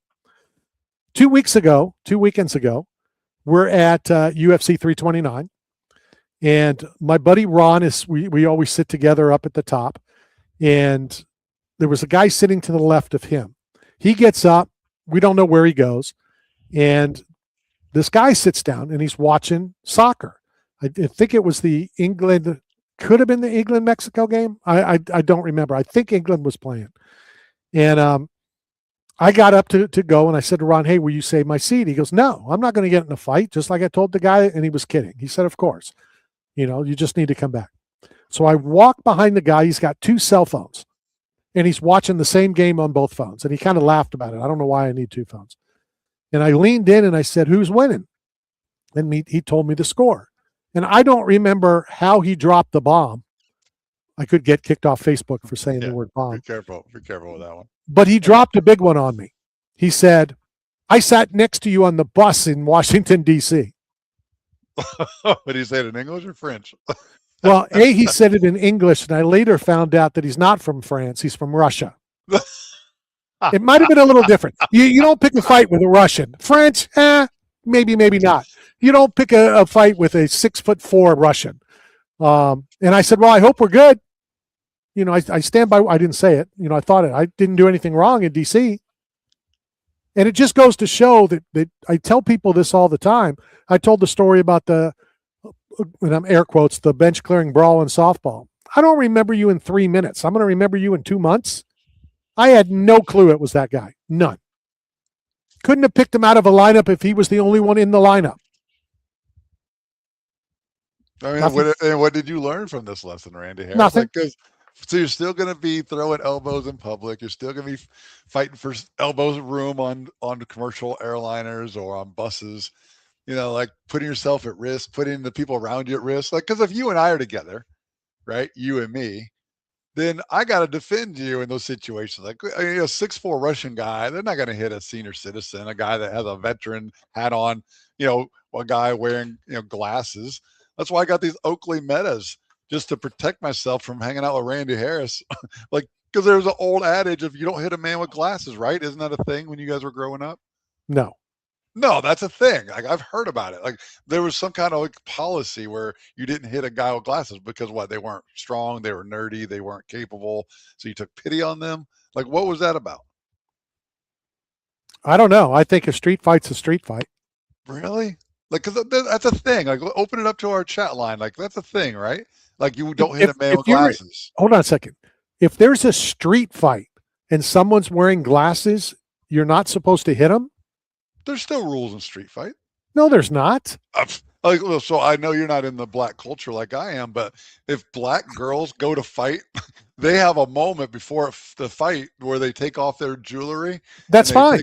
But they give themselves equal time to prepare. That's they fine. Don't just go fighting. They're not reckless. They're very methodical. They take off their jewelry and then their hair, and and then they go, slug it out. But if that's the case, I'm fine with that. But then you need to take the glasses off.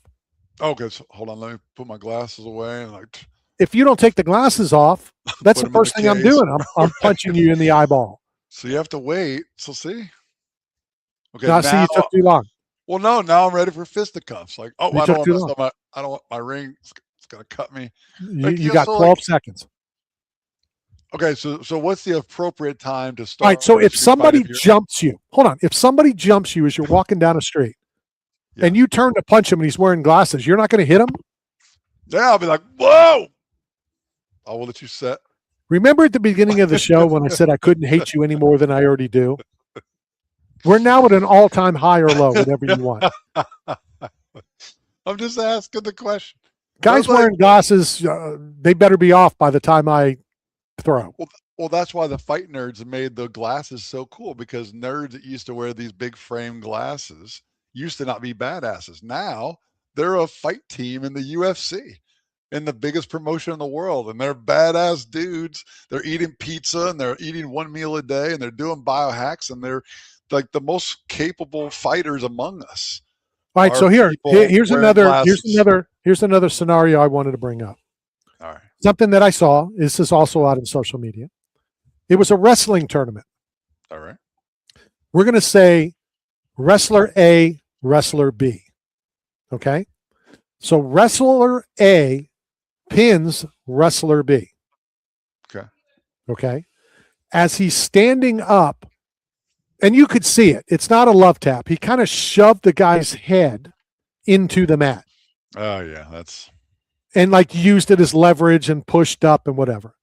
The guy starts walking away. He gets about 3-4 shots. Wrestler B thought he was Paul Daly, and he ran up to him and basically threw a punch and knocked him out. Thoughts?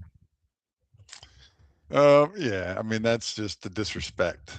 We see it in the octagon as well, and Izzy humped Paulo Costa, and it's that disrespect, So yeah, it's gotta leave. And you know who has the biggest problem with it right now? Speaking of wrestling, the RAF, man. There seems to be a lot of things that go into the crowd and fighters just losing professionalism. Wrestlers, I guess you can't call them fighters, but No, wrestlers you losing can't. professionalism. You cannot tell me that RAF doesn't like it.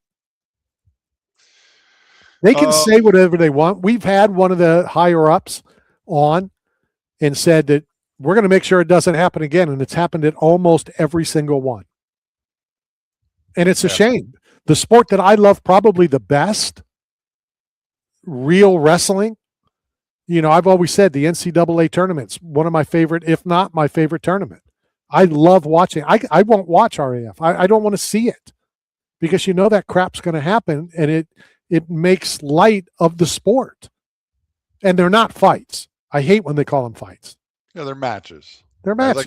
It's like tennis, right? There's no comp, but I guess it's different. But like it's a match. And speaking of matches, Ben Askren wrestled his final competitive match July 18th, 2026 at RAF 11 in Milwaukee, Wisconsin, and lost 6-3 to former UFC welterweight champion Belal Muhammad. Who then went after Colby Covington at the press conference. But Ben Askren already won because he has life. He fought back from a double lung transplant.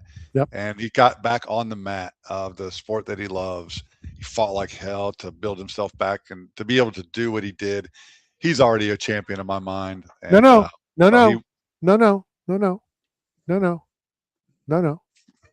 Nice to Ben. No. What are you going to say? That's legendary. Oh, okay. Well, yeah, that is legendary. I mean, if we do a Mount Rushmore of legends or legend moment, what he did, I mean, he was on death's doorstep. And not only to come back and live a normal life, competed again. That's unbelievable. Insane. Yeah. Congrats to Ben Askren, the legend. It's got a good ring to it. Well, it just we'll call him Ball. I want to think how legend. I want to think how I want to say it. That's baller, man. A lot of people consider Ben Askren a legend in MMA, and he's not. Right. For sure. Let's be honest. It was one of the biggest fumbles. Everybody's had such high hopes, and I've always said that these big names, Gilbert Melendez. I love that guy. He came from another organization, didn't pan out. Well, wasn't Ben the first one that got traded? Didn't he get traded from another league? Well, not the first one, I believe the only one. Well, yeah. Well, Ben. So. Which was ridiculous. Just cut him, let him go wherever. And it still doesn't make sense. It's like trading Babe Ruth. The UFC traded Babe Ruth. They've had one trade in their organization, and they traded Babe Ruth. Right. It's true. Demetrius Johnson is brought up on Mount Rushmore, is brought up in the GOAT conversation, and they traded Babe Ruth for Ben Askren. What? Yeah. It's crazy if you think about it. It's crazy.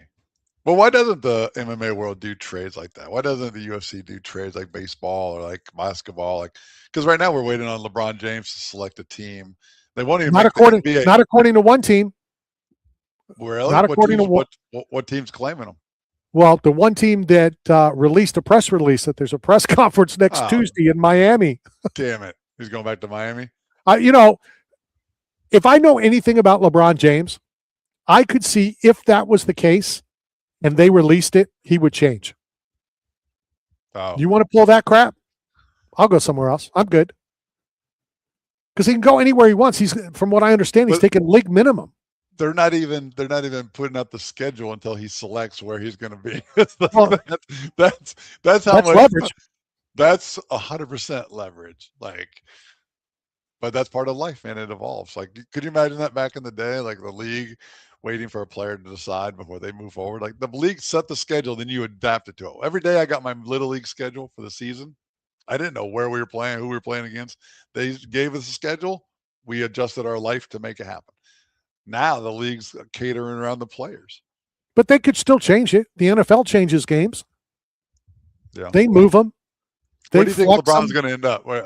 Take Miami out of it because you heard about the press release. I heard that Spain was going to lose 2-3 to Argentina because Argentina bought the championship, and that's why they. So I don't know who you heard that from, because a lot of the experts were picking Spain. Well, there was a lot of talk on the underground web. Explain to me how Argentina can play like crap, and then with 6 minutes left, they scored 2 goals, not once but twice. Money, man. They got people on payroll. But anyway, where do you think LeBron ends up? Legitimately, where's the best place for him to win a ring? Because he's not going to do it just to like play. He already played with the Sun. So I think he comes back for one more chance at a championship, right? Well, supposedly the up and coming team is Cleveland. With Giannis going to Miami, Miami has everything. All he's got across the bay. How do you not go with Steph and Draymond?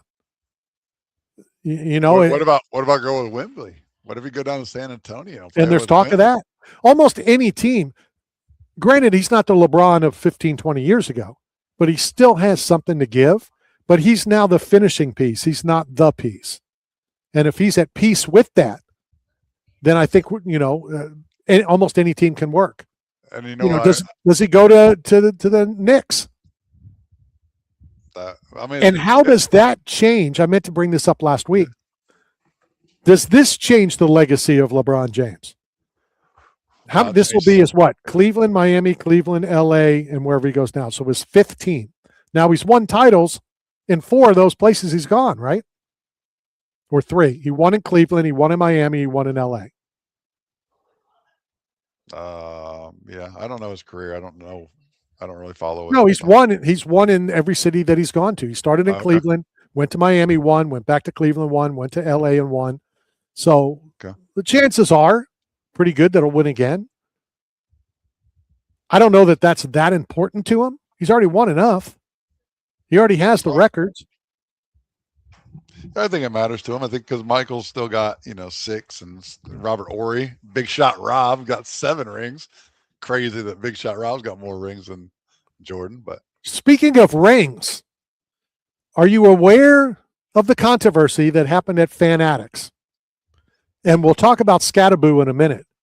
But Tom Brady, allegedly, and how will this? Huh? Slap Logan Paul. Well, that wasn't alleged. That happened. Will this change? Was that scripted? No. Nuh-uh. They really got mad? There is talks that Tom Brady is in talks with the WWE. Oh. What will that do to Tom Brady's legacy? To who? Did you just ask to who? To who? Oh, yeah, who? Who am I talking about? Logan Paul. You know what? Ryan Westner just saved you. Why? Because Ryan's on Brady. Tom Brady, obviously. You remember at the beginning of the show when I said I couldn't hate you more than I already do? Well, it continues to grow. What a rhino. What up, Rhino? Hey, man. How you all doing? Ryan, if that happens, and I know we're mainly going to talk about ghost rights and the incredible hit that you pulled a couple days ago, how long will it take Ghostwright, if this is true? The rumor is Tom Brady is in negotiations to join the WWE. How quick will Ghostwright come out with the hottest seeking Ghostwright of a Tom Brady WWE Ghostwright? I believe it would probably be a 6-month thing. And if that's going down, I bet they've already got wind of it and have it in the works to do the release at the same time. That the way that he had that little smack-a-thon girl fight up there, it's just like, it's so staged and scripted. I can't imagine it would be any other way. Call me a jaded, pessimist. And I asked Matt this, but he wasn't paying attention. How, if any, does that change the legacy of Tom Brady to go from, and he still will be the GOAT in the NFL, to now into the scripted world, the acting scripted world of the WWE? He's made enough good calls that I'm not going to sit here and armchair quarterback what that guy does. I hope he doesn't do it. I don't want him to do it, but who gives a rip about what I think the guys could buy and sell me probably 150 times more. You know, I mean, I'm in no position to tell him how to run his marketing. Listen, but it was the first thing I thought was, man, that looks cheap and classless. It was way worse so that he endorsed Subway when he doesn't eat bread. That's and true. have known carcinogens that are same as yoga mats in their food products, allegedly. That's And true. so, but bringing it back to the MMA world, Dustin Poirier lost his UFC sponsorship, or is it Bud Light Can I just throw one correction out? UFC. You know, I know eventually we're going to have a producer that's going to come in and he's going to correct when people make incorrect statements. I love you to death, Ryan. You know that, but Brady could buy and sell you 150 times. Maybe 150,000 times. All right. Yeah. Okay. I mean, I was giving a number that was just very high, and whatever number you said, there would be zero pushback from me on whatever that number may be. It's like we're talking in light years here. So, but going back to the Dustin Poirier thing, he lost his Bud Light endorsement, lost a couple $100,000 of endorsement money because of his actions at the airport.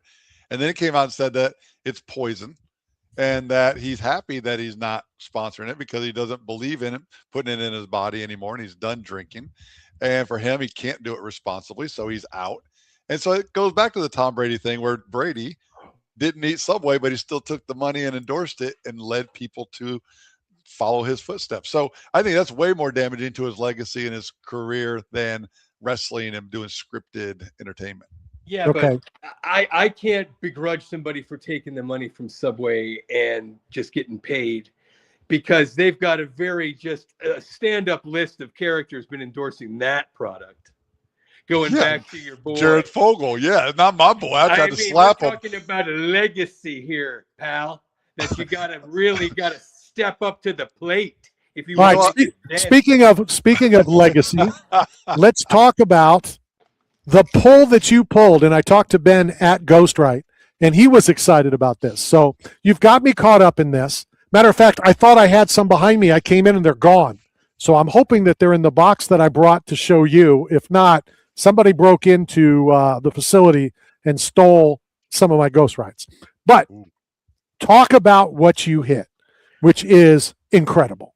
I hit an out of 5 chrome Shohei Ohtani that is a no doubt $20,000 sale raw right now on the market.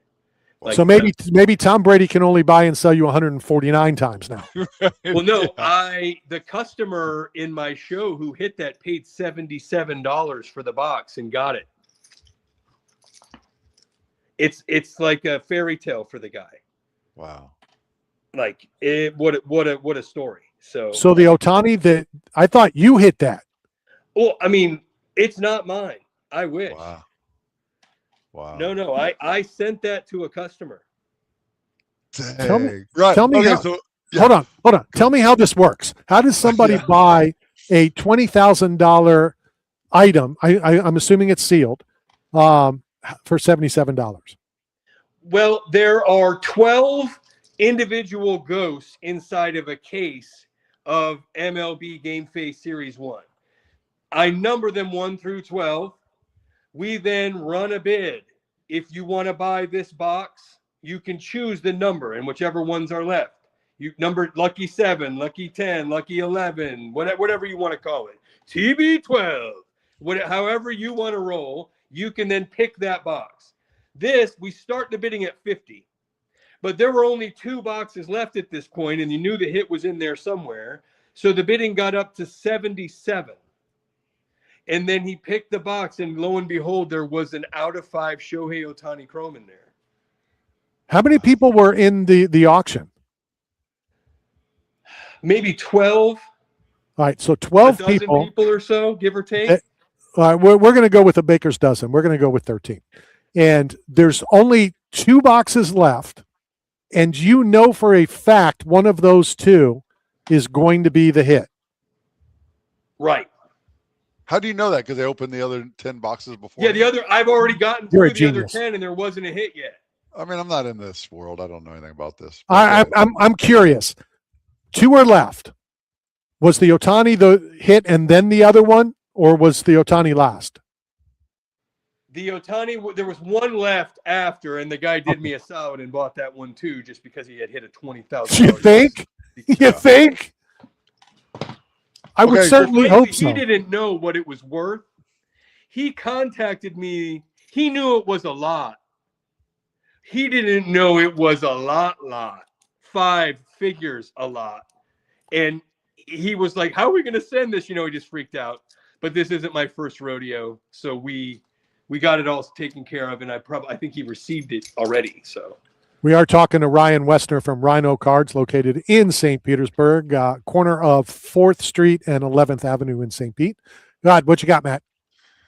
So my question is, do you set this up like the convenience stores? Like if somebody hits a big $20,000 Ohtani, you get the a commission as the dealer who sold the box. Like are you getting paid on the back end because you missed out on owning it yourself?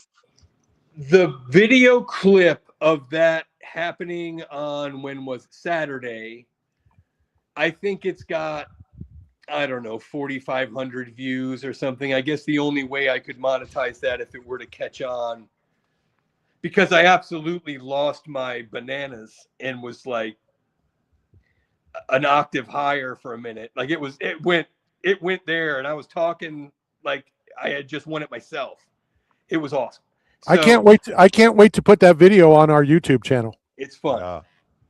I tried to recover it late, but maybe a little bit, maybe didn't get the stick up in time. Did you? Because I was losing it. Because it's $20,000. I mean, it's a great. I mean, I'm a minimum wage kid, man. $20,000 hit is a big deal to me. That was Now, does it go up in value now that Mike Tyson knows that Shohei Ohtani is a man and not a female? would, I hope, lead to that. Dude, anybody who ever saw Ohtani in person would never make that mistake. The guy is a beast. He's a specimen of human ingenuity and genetics. He's an absolute stud. Have you ever stood next to Ohtani? No, never. I was within maybe 15 feet of Ohtani at the Trop, and he's a monster. He's an absolute monster. Like you don't even think. You see him in the box. He's ripped. He's absolutely chiseled, ripped under there. Like a Godzilla. Wild. Like I did not expect that when I saw him up close. He's a beast. So that's not the only hit that's been hit. A lot of big hits come out of Rhino Cards. So I got a box of Ghost Rights, and I don't know much about the Ghost Rights yet, and I'm opening them up, and I show one to Ryan, and he starts freaking out. Not Ohtani freak out, but freaking out. It's like, what? I'm holding a Sapphire out of 50. It's a huge hit. I'm bringing it to National to get graded. Yeah, Rice said it's like an $800,000 Ghost Right. I'm happy about the Uso, and he's like, "No, brother, this is the one." I'm like, "Okay." Well, you've got the Hulkamaniac in there. You got the Kane Gold out of 10. I mean, there's some real stuff in there. That's real stuff. I love it. I love Ghost Rights. I think they're awesome. They're a lot of fun. And you said that they're going to continue to expand into other products, correct? Yeah. I mean, NFL's on the way. It's been released at the last town hall. They are NFL this fall for Ghost Right. It's going to be before I throw it to Matt, because my dementia will kick in. Are the boxes hard to come by still? I know that you said that there's that, it's like an auction and whatever lowest of the high. And explain how you're able to purchase, as companies, and then they can come in and purchase it from, I guess, the hobbies themselves. They set the price for these things by offering up, say, a set of 300 cases. And then they let people, what would you pay for a case? And there's the top 300 bids in a blind Dutch auction are the bids that are in play for a box. Everybody who falls within that top 300 pays the lowest price, the 300th bid. But if somebody bid like $550 and the low price is $520, the guy who bid $550 pays $520 and gets as many as he wanted. And then if there's something left, it goes down the road like that.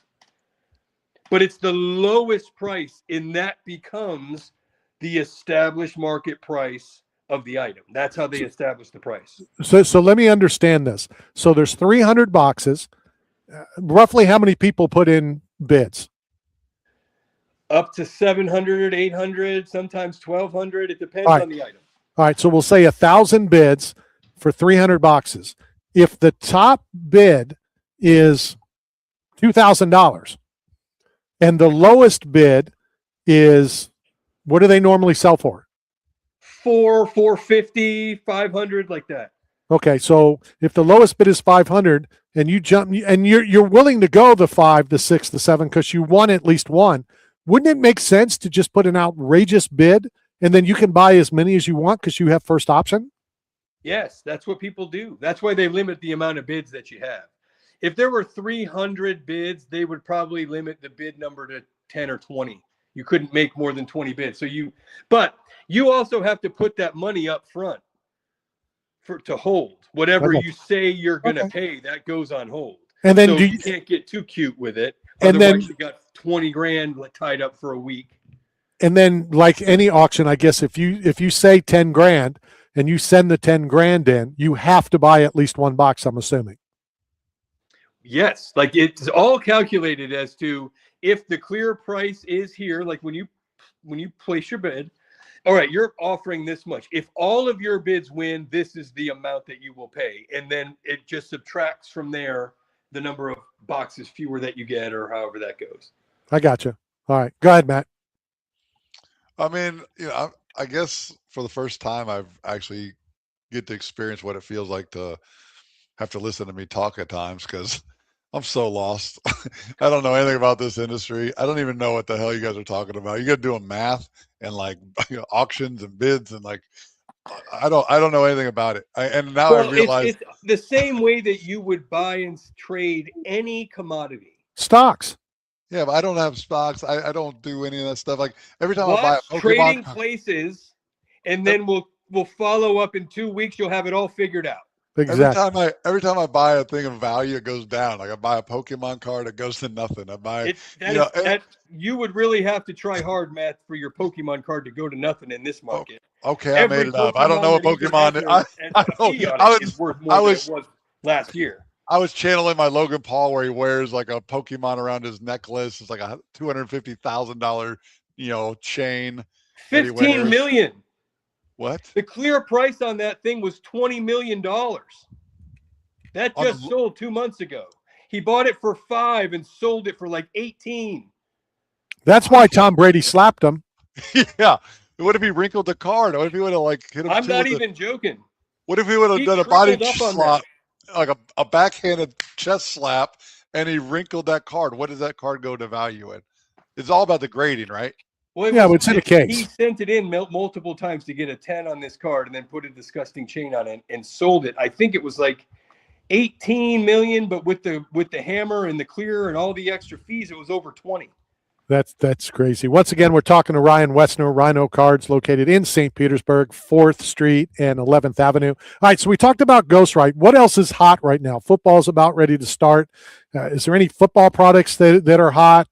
UFC cards? What's the big thing in the hobby right now?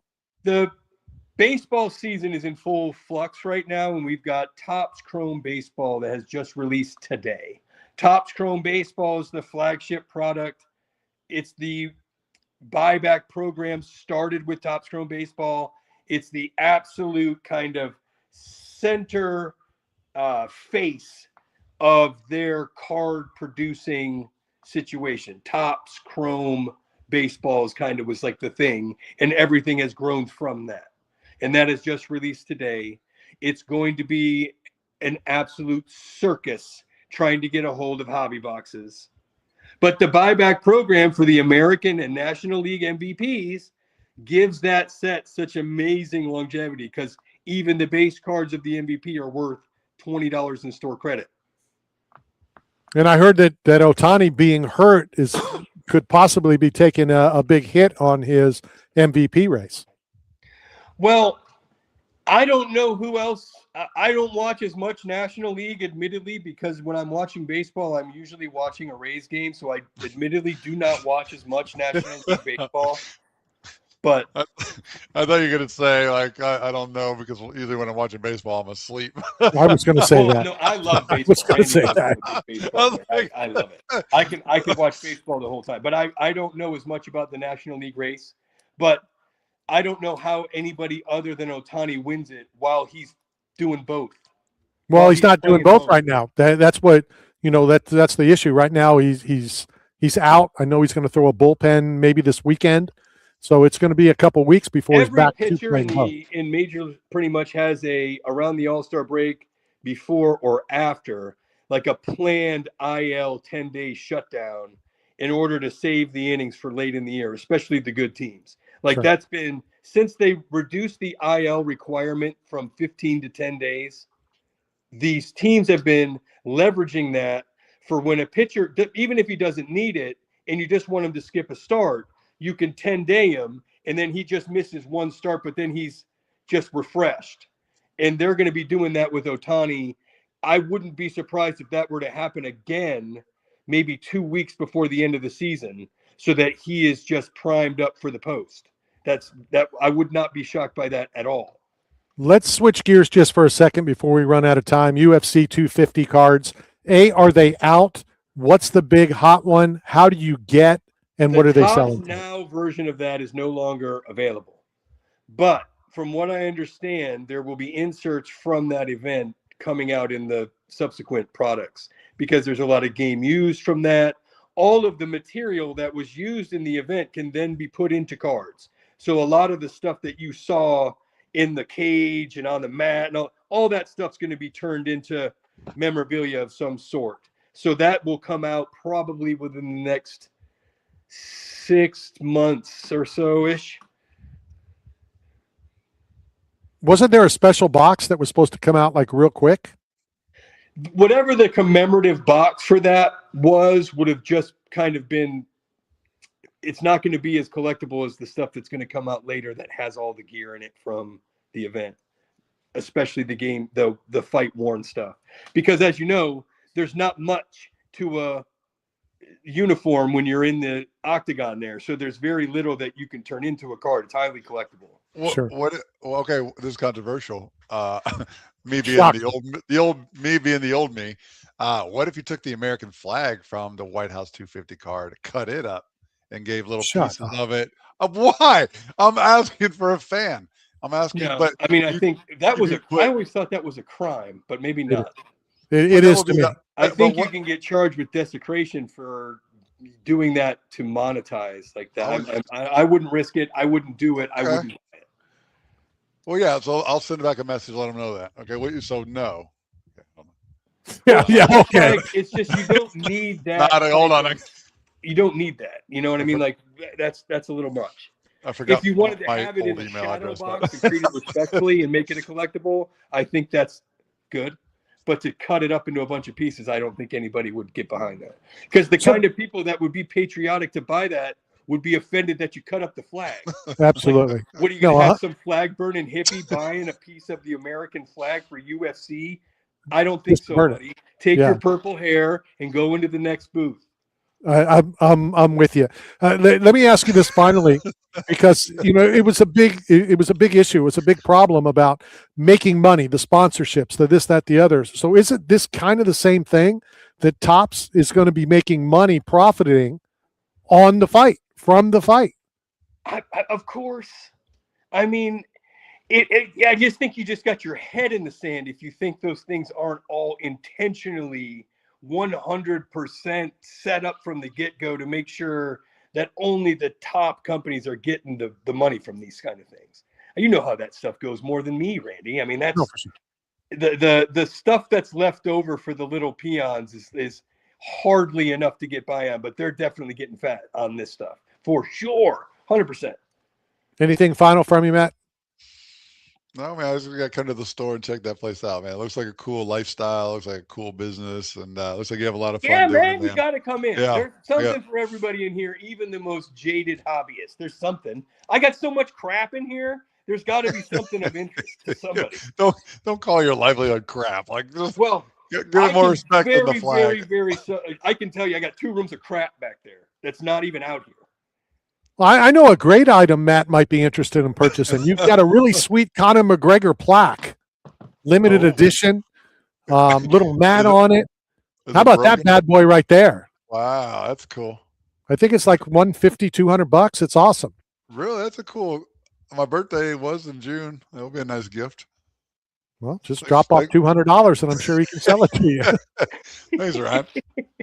But Hi, yeah, Ryan. Please come through, man. It'll be fun, really. But seriously, set up a commission structure. If somebody hits a big prize in your store, one of those mystery bags or whatever, you get a commission like the convenience stores do when the Powerball hits. They get I'm $1 million hoping that or there's some whatever. exposure from it. I feel you. I was like, you're putting a $20,000 in the mail. It's not something that is a natural action. Okay. All right, so Ryan, I was getting ready to kick you out, but let me ask you this question then. How big on the scale of big is that? There's Sports Collectors Digest. There's a lot of stuff out there. Is this Ohtani hit big enough to make national news? Of what was left, it was the biggest hit remaining because the Aaron Judge one and the Ohtani 1 had already been pulled, and 2 other out of 5 Ohtanis have been pulled.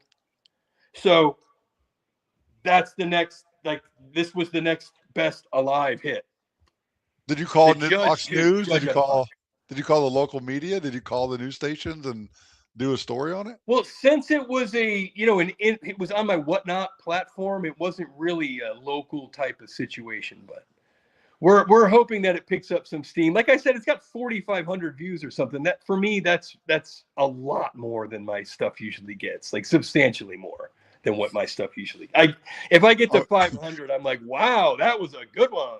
But I got an idea. Yeah, I got think an we can idea. help you. I'll give you a call later today or tomorrow. I got an idea. It just hit me. So Okay, all right, bud. Always glad to hear it. Thank you, let- guys. Be good. let- I'll see you here. Matt. where you I'll going? always do that. Come on by. let's get some exposure for this, Ryan. Appreciate the Yeah. time. Talk to you soon. Okay. See you, fellas. Take care. He's run away from greatness. Like greatness got us 30,000 views on one clip from Friday. I'm running away from greatness. How many fake greatnesses are there? There's a lot of them. Oh my God. Well, they all want to send you $90,000 and a free truck. Like, what would you do with this? So there's a lot of fake accounts out there, but we met the real greatness in It's easy to figure it out because the guy who goes by the name Greatness, who I won't say anything more than that, 1.1 million views. I had one follow me. Greatness is following me. No followers and follows 13 people. It's all fake, yeah. Pretty sure that's not him. And there's like 30 of them that have the same image and the same Yep. thing. So there's a lot of copycats out there. It's crazy. It's absolutely crazy. But success mirrors copycats. I mean, and everything. All right, we're getting ready to end hour number 2. So in hour number 3, we will do greatest walkouts. Okay? Walkouts or walk-offs? Walkouts. Oh, we could do 2 segments then. Yeah, walk off is something totally different. Walkouts. One in, one out. No, it is. Yes, we will do hour number 3, your Mount Rushmore of walkouts. I've got a few. Is it only MMA? Is it only UFC? Or it can be anything? I'm going to let I'm you gonna answer that. I'm going to let you answer. First friend. Yeah. Go ahead. It could be like the first pitch of a baseball game, or like the first, like a walkout, like a ceremonial thing. It could be anything. All right. Let me try to explain the rules to you slowly this time. Okay. It's whatever the hell you want. Okay.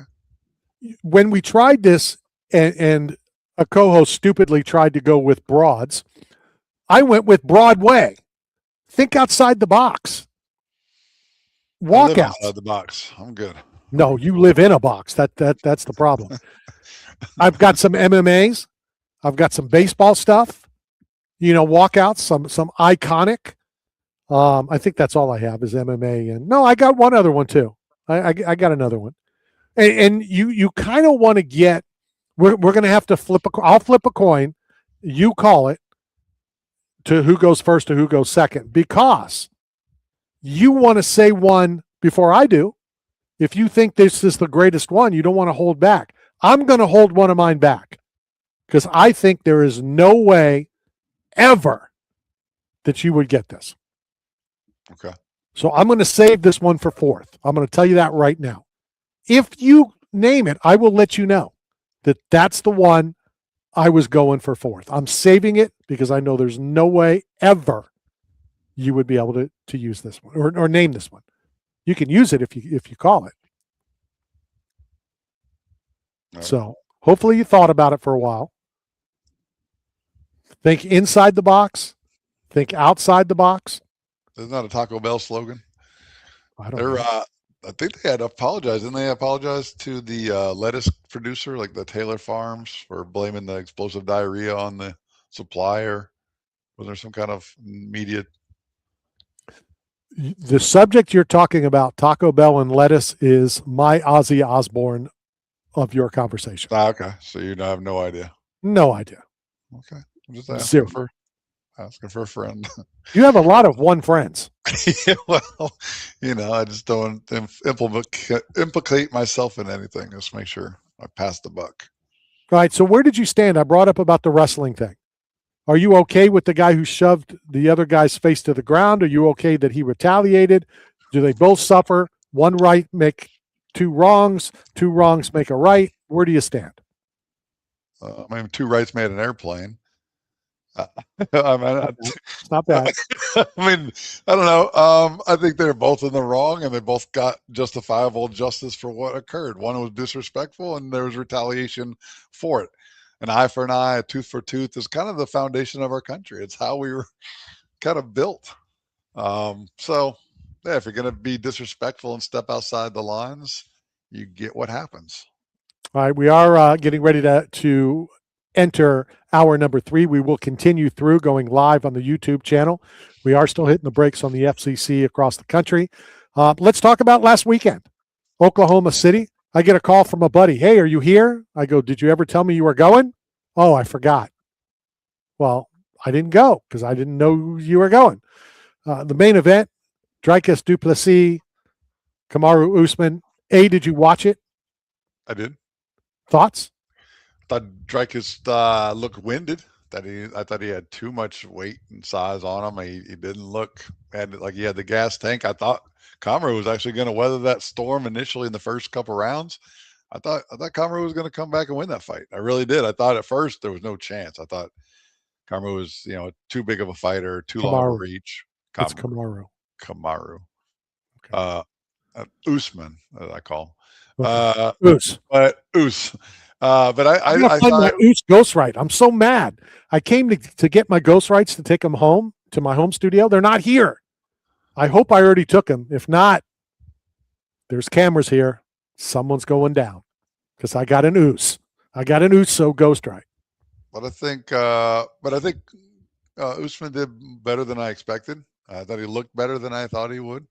But I thought Dricus was winded and didn't look great, from a cardiovascular standpoint. A lot of heavy diaphragm breathing and mouth breathing. So I think he's got to be more prepared for his next fight, or he will not win that one. Torn. One is I consider a friend. The other one has done the show numerous times. They both have done the show numerous times. I think Team Kamaru through and through. I thought Dricus looked pretty good.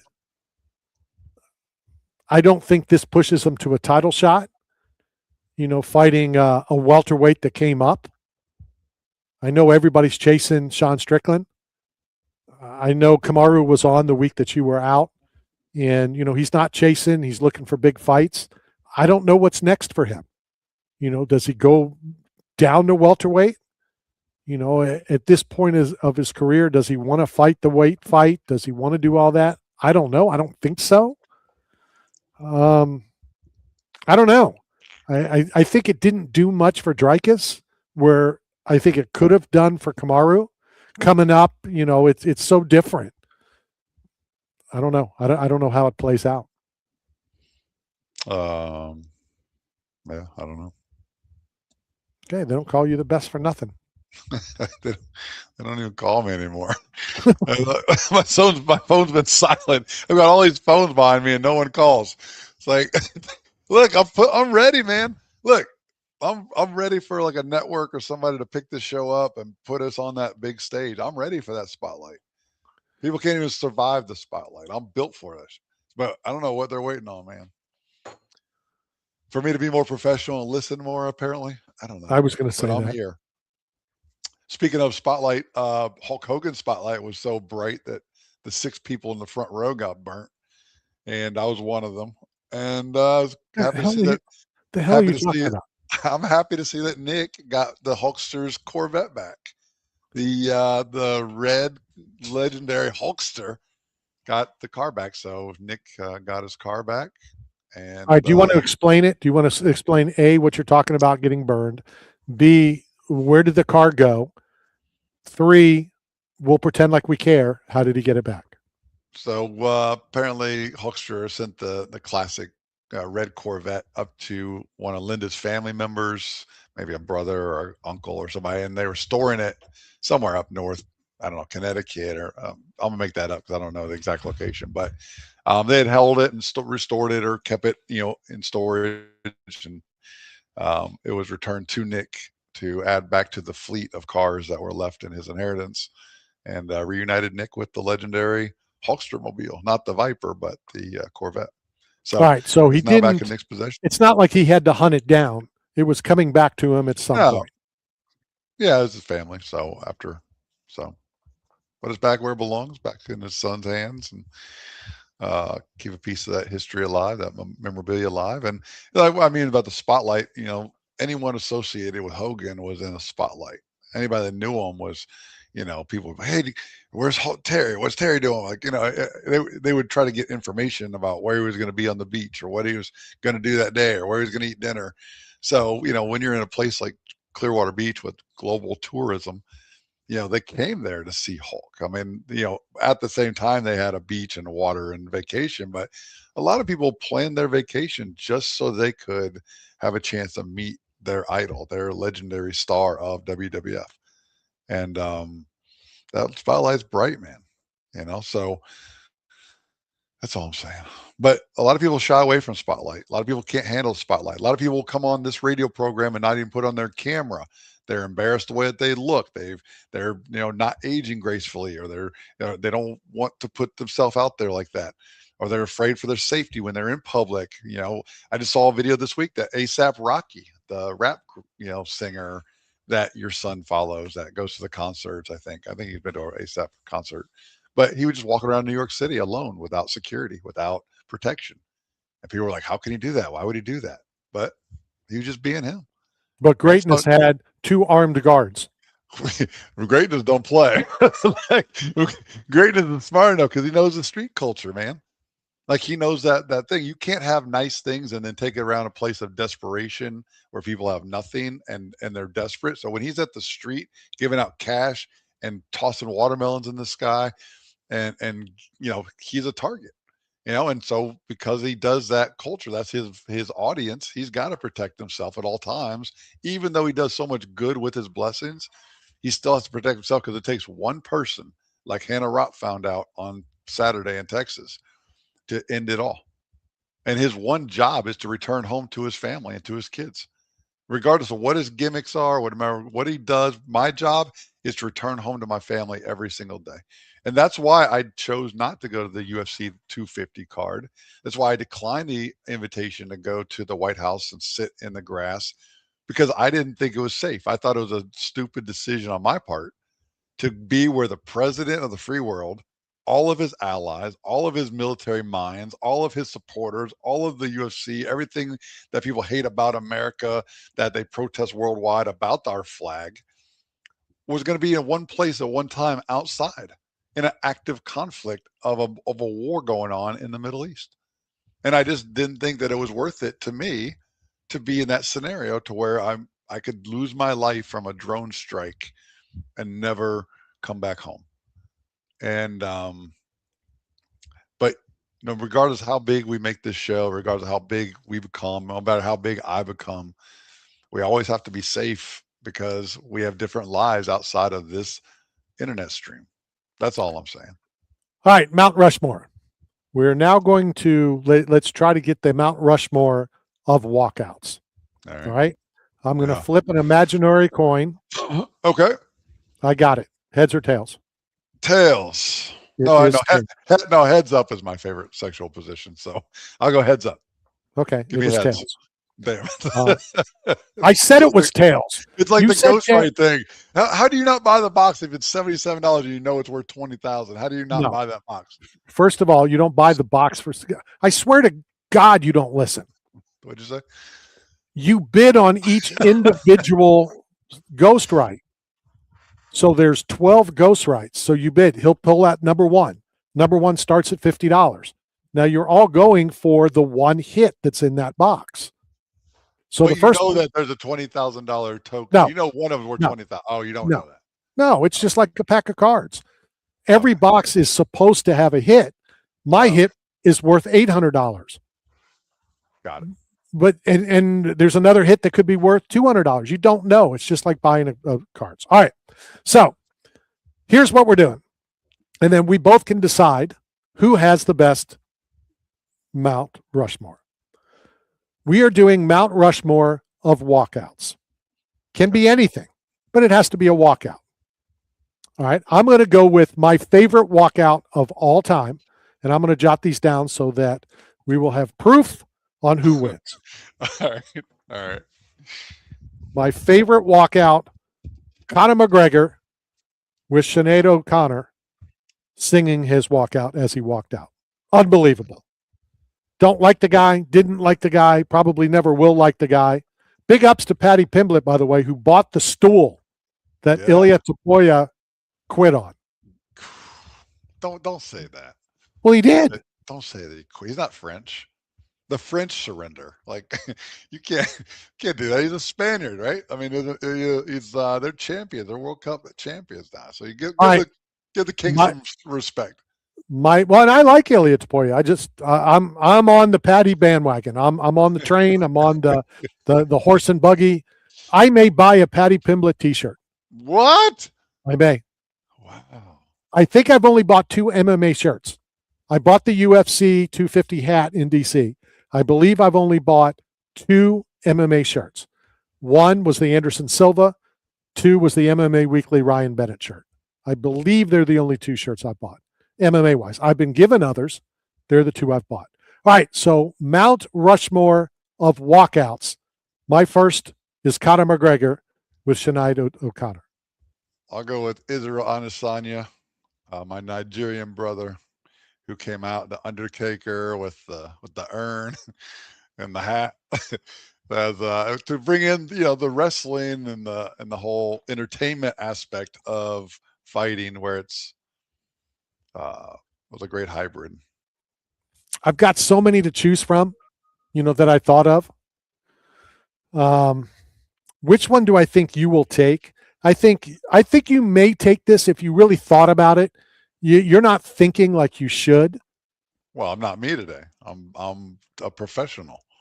The second on my Mount Rushmore walkout, Apollo Creed.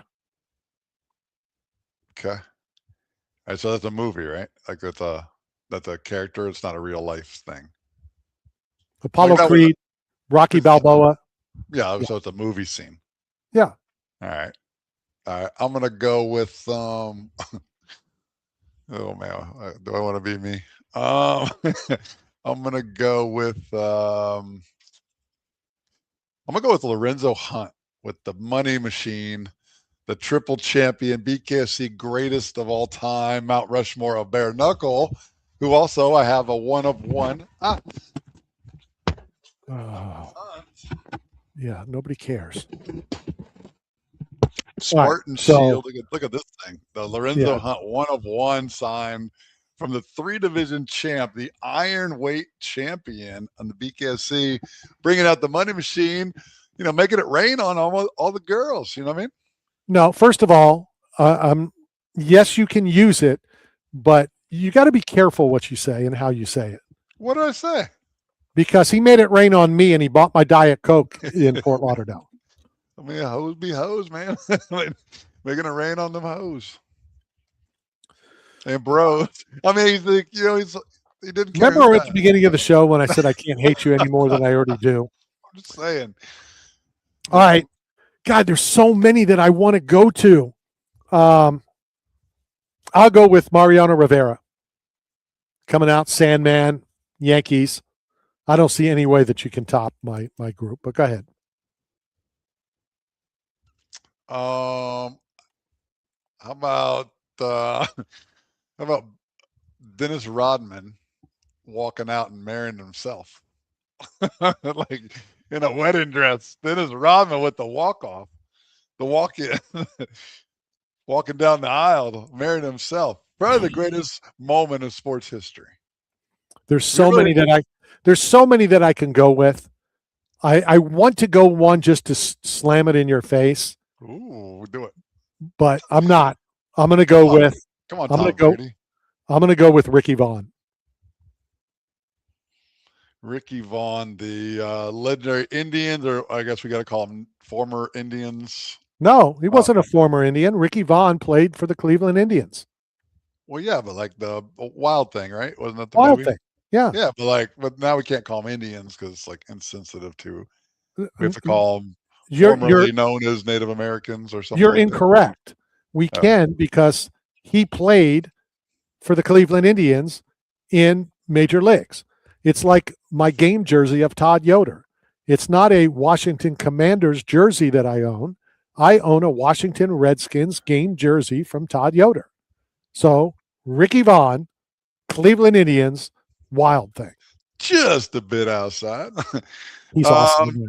Bob Uecker is the best. I might have the sleeper here. I might have the unpredictable one, the elusive one. I might have one you did that slid in under the radar, Randy. This one might have gone over your head. I'm going to go with Steve Linne walking off a Knockout Radio 2 years ago. For the win and the mic drop. That's it. Game over. Well, now see, you ruined. That would have been good for not walk out. The walk off. That would have been more the walk off. The mic drop. And the reason you brought that up is the return of Steve Linne. Yeah. Yes. I went over your head, Randy. Well, here's a couple that I had. I didn't think you would name any of these. I think Chael Sonnen's walkout, unbelievable. And then he would stand in the cage with the, let's go, let's do this. Awesome. Tito Ortiz, his walkout back in the day, down the old ramp, the two flags, the American and the Mexican flag. Didn't he have it on both sides? It was a flag with both, right, together? One was on each side. So the American was on one side and the Mexican was on the other. So came out with that. Here's the one I'm kind of surprised, you being the guy you are. Before you move on to like the Tito being on one side and us being on the other, like, did you see the video of a guy playing volleyball at the border, at the wall? There's like the gate, and there was a Mexican guy on the other side of Mexico, and they were playing volleyball back and forth. Pretty cool. I mean, just kind of the visual of Tito with the two flags showing that he's loyal to both nations and he's, American Mexican or Mexican American. But it was pretty cool to see the volleyball, over the border. But then but he was kind of nervous about throwing the ball over because, like, is that might not get it back? Well, no. Why? Because the Mexican's going to steal it? What's wrong with you, racist? Like, didn't leave Ryan Clark alone and the Mexicans alone. Like, but then why was he nervous? Why was he nervous? Because it's illegal to throw anything across the border. That's littering in another country. Like, we don't know the laws in Mexico. Like, what happens at all lands? Wouldn't it only be littering if he doesn't throw it back? As long as he throws it back, it came back from where it came from. So it's all good. But he was nervous about throwing because, I mean, he reached his hand through the gate and they did like a fist bump and he invited him to play volleyball with them. It's a cool video. And but then he was nervous about throwing the ball over the wall, over the border. Here's a couple others of the ones that came to my mind, iconic walkouts. You brought up the Israel walkout. Yeah. How about the walkout of The Undertaker? The Undertaker's walkout would be more iconic than somebody duplicating his walkout. Yeah. I mean, yeah, the original right usually is the best. But I mean, and then I looked up on Google, Darren Till at UFC Liverpool. He came out to Sweet Caroline.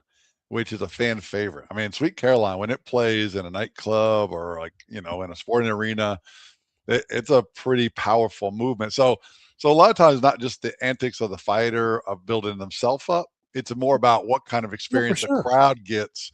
And that is right. I mean, I do remember that 100%. Sweet Carolina was an epic. Well, that's why I listed the ones I did. Rick Vaughn coming out to Wild Thing, and what it did, in the movie with the Cleveland Indians. The Undertaker, when you hear those chimes, Fedor, when he would come out in Pride, Or what that did. Ain't What no that did to the sunshine. guys. Ain't no sunshine. Anderson Silva coming Yep. out. Like when you heard that, it was over. Like you just knew. Like, How about, I think his name's Edwin Diaz, the New York Met reliever that came out to, what is it, Timmy Trumpet. Oh yeah. It blew up. And then he went and played in the World Baseball Classic and got hurt, and he was out, I think, the entire next year. Here's one that I didn't think you would ever think of. And to me, this is a walkout to a certain extent. Michael Phelps. Okay, explain. When Michael Phelps walked out to the blocks and he did that thing with his arms, Oh, the flapping thing. you're right, of his 14, each arm was about 14 feet long. You don't think that was intimidating? These other swimmers that have little pigeon arms, and he's got these big flappers out there. I thought that would have been a good one, but I love my 4. I'll take my 4: Conor McGregor, Apollo Creed, Mariano Rivera, and Ricky Vaughn. What about Bo Jackson running out the stadium? The greatest runoff of all time. That's not a walkout. That might be a walk-off. Right. There's two different things. Yeah, walking in. Well, just if he just turned the stadium around, he'd be running in. Well, that could be. Or if he was going the wrong direction, like in the wrong way of field. You familiar at all with this weekend's UFC event? No, You familiar at all the PFL? I heard about I've been it. reaching out to those guys for 2 months. Yeah. They're I got coming to scheduled- Tampa. I got scheduled that fight on August 22nd. I'll be working Cyborg's final fight of her career, according, unless she unretires and does another one. Well, how do you know which fight you're working? You don't work them all, do you? No, but they assign you when you come in. But Right. usually the younger guys like me, like they'll make me stay longer. Like they'll have me do like the co-main event or the main event just because it's seniority. So once you're done with your assignments, you get to go home. So most of the inspectors want to do the early fights, then they can leave by 9 or 10 and they can get on the highway and drive back to Orlando or wherever they live.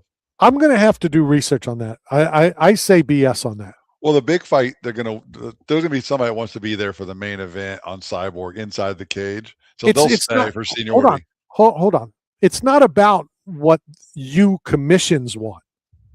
It's what Tim wants. It's what the promotion wants. I was judging at an event, and they wanted to use a 4th judge. And I said, all right, that's fine. How about I do the next 2, and then he can do the co-main and the main? For the obvious reason, so I can leave. Right. And they said, no, we want the veterans to do the co-main event, to do the main event. So I find it hard to believe the seniority people, the people with seniority, would be able to get in and get out and not do the co-main and the main. So you're saying they choose to put me in the main event and the co-main event of all these fight cards because they respect my work ethic or my judgment or my career? All right, no, certainly not. I was going to say, I was like, somebody recorded this shit.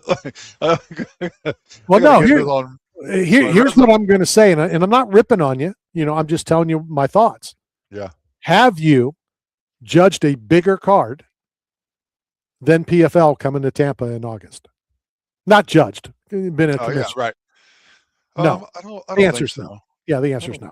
I don't think so. I mean, Have the you? Jake have Paul you- MVP, the Jake Paul MVP promotion was, huge. Orlando, Crib Royale, that was a massive That was event. that was a big event, but I think it's not like. it's bigger than PFL. But but it's not him fighting. You didn't work the commission of Mike Perry.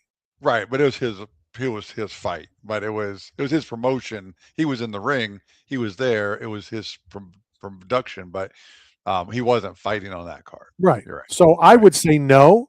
Okay. But you're saying that him just being in attendance makes that a bigger event than PFL, I mean, a normal PFL. This will be Yeah, kind of a yeah. big deal because it's Cyborg's final Sure, fight. right.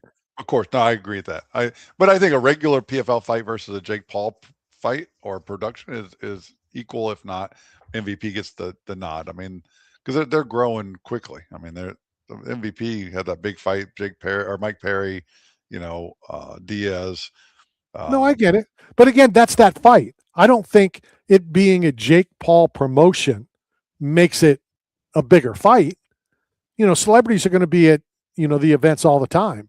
They Right. may bring Jake Paul or Logan Paul in, whether it's a Jake Paul promotion or not, because it's Jake Paul, and it's Logan Paul. I don't know if I would say an MVP, a regular MVP, nothing special. Nothing. I mean, PFL is still higher up the list. It's not equal, obviously, and it never will be with the UFC. We get that. Yeah. Put that aside. I'm going to say PFL is bigger than an MVP, a regular MVP boxing event, a regular MVP MMA event that we don't know any of the people that are fighting, which means nothing. We don't know a lot of things.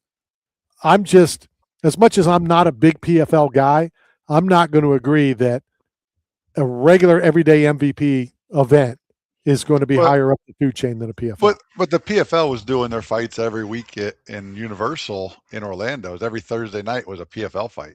Right. And that was the same time that Telemundo was doing the Box Lab or was it the promotion Pro Box over in Plant City. I would say that the Pro Box was getting equal shares and views globally with their Wednesday night production at Plant City with Paulie Malignaggi and Goldie, on the commentary with Antonio Tarver and all the boxing legends that were coming through. Sugar Sean, Mosley, and but the list goes on and on. But Sean Mosley, hold on, Sean Mosley was there. Sean Mosley was there. Well, Junior, right? Like Junior, maybe. Well, no, his name's Shane. Shane. I don't know any of those old people. Listen, here's the thing. Here's what I do know. I do know that I don't look at the fight cards when I work. I just show up. Well, you're not supposed to. I don't care who's fighting. But Sugar Sean Mosley wasn't fighting. Yeah, but I've never seen him fight when he was fighting, so I don't know anything about it. But here's what I do know. I do know that I would say that Telemundo Pro Box production was bigger than the PFL that was taking place on Thursday nights just down the highway in Florida every week. So I don't know. I think I've done bigger events than this PFL fight coming up, but I could be wrong. They did ask me to wear a suit and tie, so at least I'll be more fancy of getting dressed up for the prom. Maybe I will put myself on the Mount Rushmore walkouts of all time, and I'll walk out barefoot to the PFL event in Tampa, August 22nd, with my suit on and barefoot to show, How about that, Randy? Well, somebody's asking, why are our identical jerseys different colors? Ooh, that's a good question. I assume it's just the lighting of my studio. I have the LED light, the ring light behind the camera, and then I've got the natural light coming into the window. So it's probably that combination. We got to get new ones, by the way. New jerseys. Yeah. Shout out Tyler's jerseys by Tyler. Yeah, we need to do a couple new ones. That's for sure. These jerseys are pretty iconic, though. I mean, you see it once, you'll never forget it. So I do love it. I like it better than the basketball ones we had.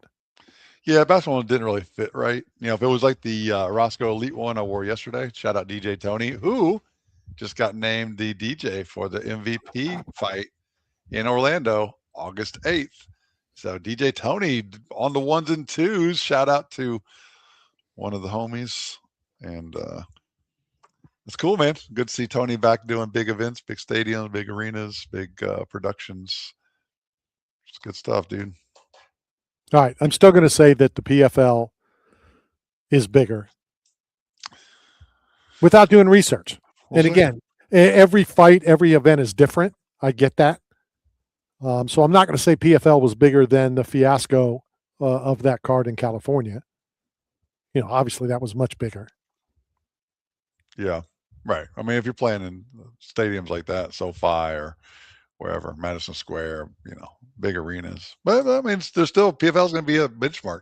It's not a small stadium either. I mean, to fill it with, it's not like the fairgrounds or Hard Rock Casino, so it's definitely a bigger promotion. Did I see Brandon Lewis is fighting in the PFL?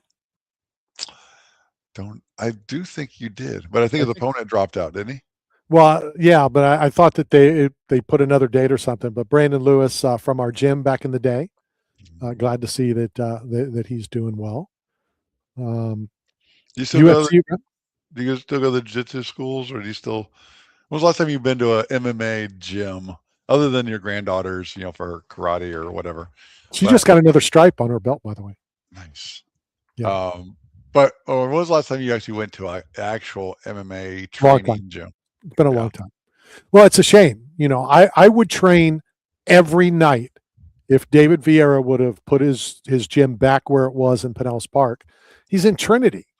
And as much as I want to do it, as much as I believe he's the best jiu-jitsu guy in the world, I'm not driving 45 minutes each way to then train for 2 hours. I'm just not going to, I don't want to do it that bad. I do want to do it. I mean, we did go to that one in San Francisco. We stopped by the MMA gym. Yeah, but we didn't train. We didn't do anything. No, we just bounced in.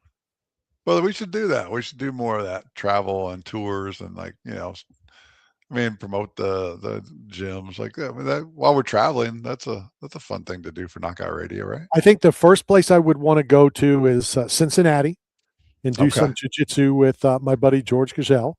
Jorge Diaz. Nice. It's Jorge Diaz and it's George Gazelle, even though same spelling. Yes. Yeah. And I'll bring my George Gazelle gi. Okay. Which hasn't been used in a decade. But that'd be cool. I'd like to get back into it. Catch up with Rich Franklin. We'll go out there and hang out with Rich, and that'd be a cool little trip. We could do a road trip on our way to see Bryce Mitchell in Arkansas. We'll swing by Cincinnati. Yeah, because they're so close. Cincinnati and Arkansas. They're so close. But it's the nickname Cincinnati. That's what they call Cincinnati, right? The nasty. So Cincinnati, and he's the Thug Nasty. It's not the words I would use.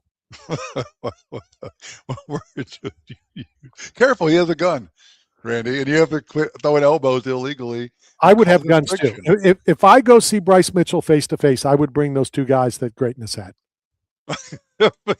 Those guys look like Mike Tyson's bodyguards back in the day. Yeah. The ones that allegedly took people into the desert. Oh wow! It's just a legend. Oh no, it's not. That's Mayweather's. Oh, okay. That's allegedly Mayweather's bodyguards. Wow. Who did I say? You said Tyson. Oh yeah, not Tyson. Tyson. Did you see the clip though that Tyson didn't know who Otay Shahani was? That he thought it was a girl. No, you said it earlier. You said the SB Awards. I think it was Jake Paul was on stage with them, and then they cut to like a hot mic, but they were cutting away, and Tyson, because Tyson introduced it, he's like Shohei Ohtani something, and then Jake said Shohei couldn't be here in attendance tonight. He sent his regards. Thank you for the award. And then when they cut to the mic, Tyson turned to Jake, goes, "That's a man," and he was like, "Yeah," and Jake was like, had to explain to Tyson that Shohei wasn't a female. It's pretty crazy. You got to search it. It's pretty good. I mean, if we have a producer, they could probably embed it right now. Yeah. Okay. Yeah. Hold on, you got to wait for the clip. I didn't watch it. I was probably watching reruns of Law and Order or Survivor. Okay, so when you watch things from the past, how do you watch it? Because I'll give you my eyes. Well, I had my kids watch Something About Mary the other day. They had an old guy that Curtis Blades wanted to fight, Brett Favre, where he played the love interest of Cameron Diaz in Something About Mary. But do you go back and watch old movies and see how it ties in with today's current culture? Because we just had Curtis Blades on, and out of all of the people he wanted to fight in history for his fantasy fight inside the Knockout Radio Octagon, he chose. No. Hold on. Nope. Words said by Matt McClellan are not the words of Knockout Radio, the Tan Talk Radio. I never said that 8-sided thing. Nope. No.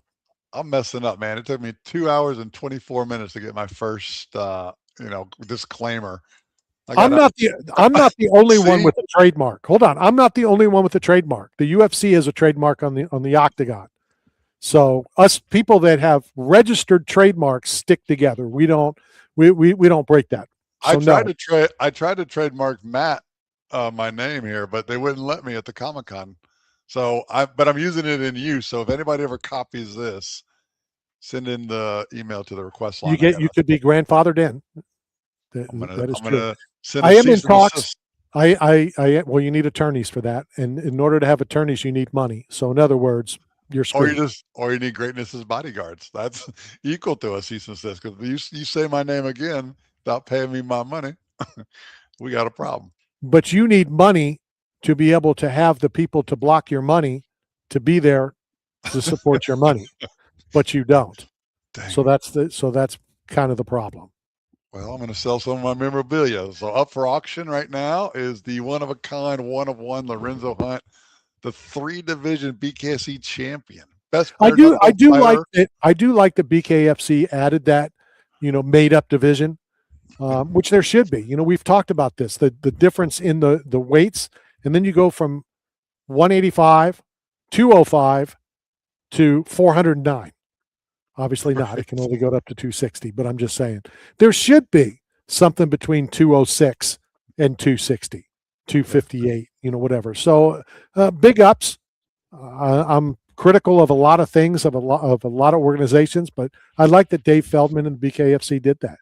I do too. What I did start to say, and it drifted, I continued talks with the comic convention coming in September. Yeah. We will broadcast live every day. That's amazing. On the YouTube channel. A lot of big things at the comic convention. Some guests that have not been announced yet will be soon. The Fanboys coming up. We'll be at that. We'll be at the Surf Expo doing some cool stuff. So a lot of cool stuff coming in the very near future. I'll be announcing the Player Show. We already have our weekly guest who will be there all the time. And then, of course, he will be bringing different guests each and every week. So I did see something on the Comic-Con post that said, we're proud to announce that Ric Flair will be returning to the comic convention. And everybody's like, dude, he lives here. Right. Like right across the street. He's in the building next door. He's over at American Social right now. Like I was going to say how he was going to walk there, but I don't want to get sued. So since you and I can't pronounce probably any of the names on this weekend's card, we're going to bring Inside the Distance in. We're going to bring Jared in and let him have fun. What up, dude? What's up, guys? Do not put that on me because I'm struggling over here. I can't pronounce maybe 4 fighters on this whole card as I'm fluent on. So do I have a feeling? Do I have a feeling that the odds we're going to discuss are the 4 that you can pronounce? Let me take a look at this fight card here. I'm welcome to jump around. Just I need everybody's forgiveness. We'll put the challenge in. Matt's got his glasses on. I'll put mine on. I'm not going to attempt it, but where do you want to start this weekend? Where is the UFC first and foremost?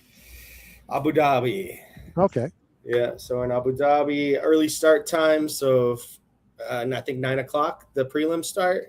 Main card starts at around 12. So that's kind of cool. Oh, when you said 9, I'm thinking, well, that's normal. You're talking 9 in the morning. 9 a.m. Yeah. Yeah, great. I love the early start cards. That's good. Yeah. A little coffee and I enjoy them as well. Next time we do our Mount Rushmore, we may have to do coffee, and we'll bring you in since I've never had coffee. You might have to do, your 4 against Matt's 4 and see where we're at. There we go. All right. I'm down. So let's talk about this Saturday in Abu Dhabi. Where do you want to start? I mean, I really don't have – I've kind of skimmed through most of the card. There's a few that I'm kind of skipping on completely just because there's kind of a lack of – I could possibly bet him in the time of as it's going on. But as far as prep goes, I haven't done too much prep. So you guys call something out. We'll start there, and then we'll just keep moving. Let's start with My favorite fighter on the card, Sam Patterson. There you go. All right, Sam Patterson. Yeah, no, that I like Sponsored this by fight. Hooked on We can- Phonics. Like it was Knockout Radio, sponsored by Hooked on Phonics. We're gonna take out two that I can pronounce right off the bat. So we got Sam Patterson, Santiago Ponzinibbio. You're a big Yeah. Santiago guy, right? Am I? I thought you were. I thought you've always said that you're a big guy. You've always bet him. No, and he no. never helped you. I bet Santiago Luna. Maybe you're getting mixed up with Luna, maybe? Or I think it's Santiago Luna. Yeah, that one, I think I lost on that one. So that might be what you think. But yeah, and I'm not a big Ponzinibbio guy in this fight. I think the age is going to catch up to him here. We're kind of seeing his durability fade a little bit. I mean, he had a good run in the UFC, but I think he's at his tail end of the career. I know he's like fully involved with commentary at this point. And I'm going to be on the Sam Patterson train on this one. I see him. I think Ponzi's probably got one round in him before it gets really ugly.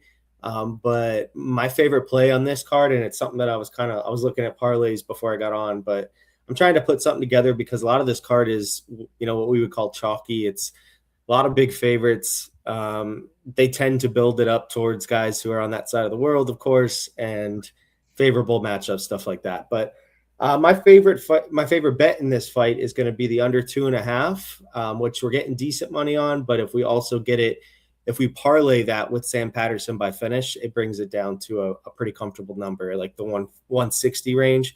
So that's going to be a big play for me. Something I probably put in my main parlay. All right, another one that I want to mention before Matt gives his, my second favorite fighter on the card, and I'm a big fan, Thomas Peterson. Oh, damn it. Thomas the Train, baby. He's been on the show, too. Yeah. So let me get to it. Volter Walker. So, I mean, I don't know if you guys know the background on Walker. He's obviously brothers with Johnny, but I don't know if it's a half brother or what, but there's a relation there. But I think he's got 3, maybe 4 heel hooks in a row right now. I think he just broke the record for the most consecutive heel hooks, if not the most just heel hook finishes in the UFC. So it's kind of like a running thing right now. Everyone's betting him by heel hook. To our surprise, looking at the line, I think there's plus money on him by sub. But it's an interesting matchup. Like you have a guy like Thomas who's kind of a chain wrestler, pretty much going to take the fight to where Volter wants it. So there's a lot of people on Volter Walker this week, and I'm not sure if I'm there yet, but I definitely see it. We haven't seen this guy striking because his fights are so quick and he just goes straight to the heel. So I'm looking at Volter Walker early. Maybe I would look at playing him early rounds, maybe round 1. I think as the fight goes, we can certainly see him fade. I think that's where Peterson kind of would start to take over a little bit, kind of more of the smothering wrestling approach. But yeah, man, it's a weird matchup here. I think it could go both ways, and somebody's going to stand out. If we see Walter go with another heel hook, we're going to all look stupid if we didn't play it. Now, when you say the most heel hooks, is this like Angela Reese in the WNBA where she throws up a brick so she can get the rebound, and that's why she gets so many rebounds? Dude, it's crazy. People know it's coming, and he goes straight to the heel, and it's happened. Like he was wearing a heel, or he was like on his necklace, I think last fight. As during his walkout and during the interviews, he's wearing a iced out necklace with a Halloween foot hanging from it, like a bloody foot. So he's like, everyone knows it's coming, but he said what he's telling everyone is that he has a million ways to set him up. He's like, everyone thinks it's just the typical heel hook setup, but he claims to get it from 10, 15 different ways. So I don't know, man. It's like we're just having money dangling in our face on this fight. Like you have to take it, but we're gonna look stupid. I just don't know. So you're saying he's the opposite of Jorge Gazelle, that he wants to beat you with his best skill and in his fashion, not beat you at your skill to show domination. So I'm going VW. I'm going to take the VW to Cincinnati, and I'm betting on Volker, man. All right. Do you have a pick, Matt? or you want me to Yeah, go for my third I'm pick? taking the VW. I'm taking the Right. VW bus. Okay, that's good. Since you didn't bring up a name, I'm going to bring up my third favorite fighter in the UFC. He also happens to be fighting this weekend, and that's Wellington Turman. Yeah, so this is one of the ones I haven't done too much on. I don't know if you've looked at the lines, but he is a huge underdog. He's about minus or plus 700 right now with Islam Dulatov at minus 1,000.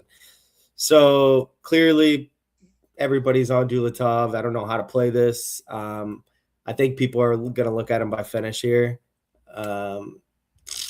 Yeah, I don't know. It's one of those fights that you're probably going to just try to find where you can buy that number down. Very few people are going to be parlaying this because the number is probably going to keep swelling. So I'll be honest, I don't have too much on this, but the line has kind of scared me away from looking into it too much. I went 0-2 last week, just so you know. Just before each fight, it was 3-1, 4-1. I'm like, all right, we'll do it. Of course, I lost both of them. So I was going to win the 3, 4, 5 units, not, well, this one's a sure bet. I went with, let's try to get a couple units to put it aside since I haven't won in a while. And I ended up losing. What's new? Well, I think quite a few underdogs hit last weekend, so you probably just picked the wrong ones. I obviously picked the wrong ones. All right, Matt, pick a fighter on this weekend's card. Let's hear you pronounce it. Oh yeah, I'm gonna go with Steve Urquig. That's an easy one. Urseg. Versus Frankenstein Tumarov. Yeah. Yeah, I'll let you. Yeah, I don't know Tumarov. I think it's Ramazan Tumarov and Steve Urseg. Yeah, this has me torn, to be honest, because I'm a huge Urseg fan, and it's a pick'em. So clearly, a lot of people have the same thoughts. I hear a lot of people going one way, a lot of people going on the Urseg side. I tend to lean on Urseg, so I think that he's going to have the experience coming in here. I think he's a very talented guy. The only thing that scares me is at times his durability. He does get rocked a little bit. I don't know what like the most favorable win method is for Timarov. I'm going to peek at it real quick just while we're here. Yeah, so it's KO.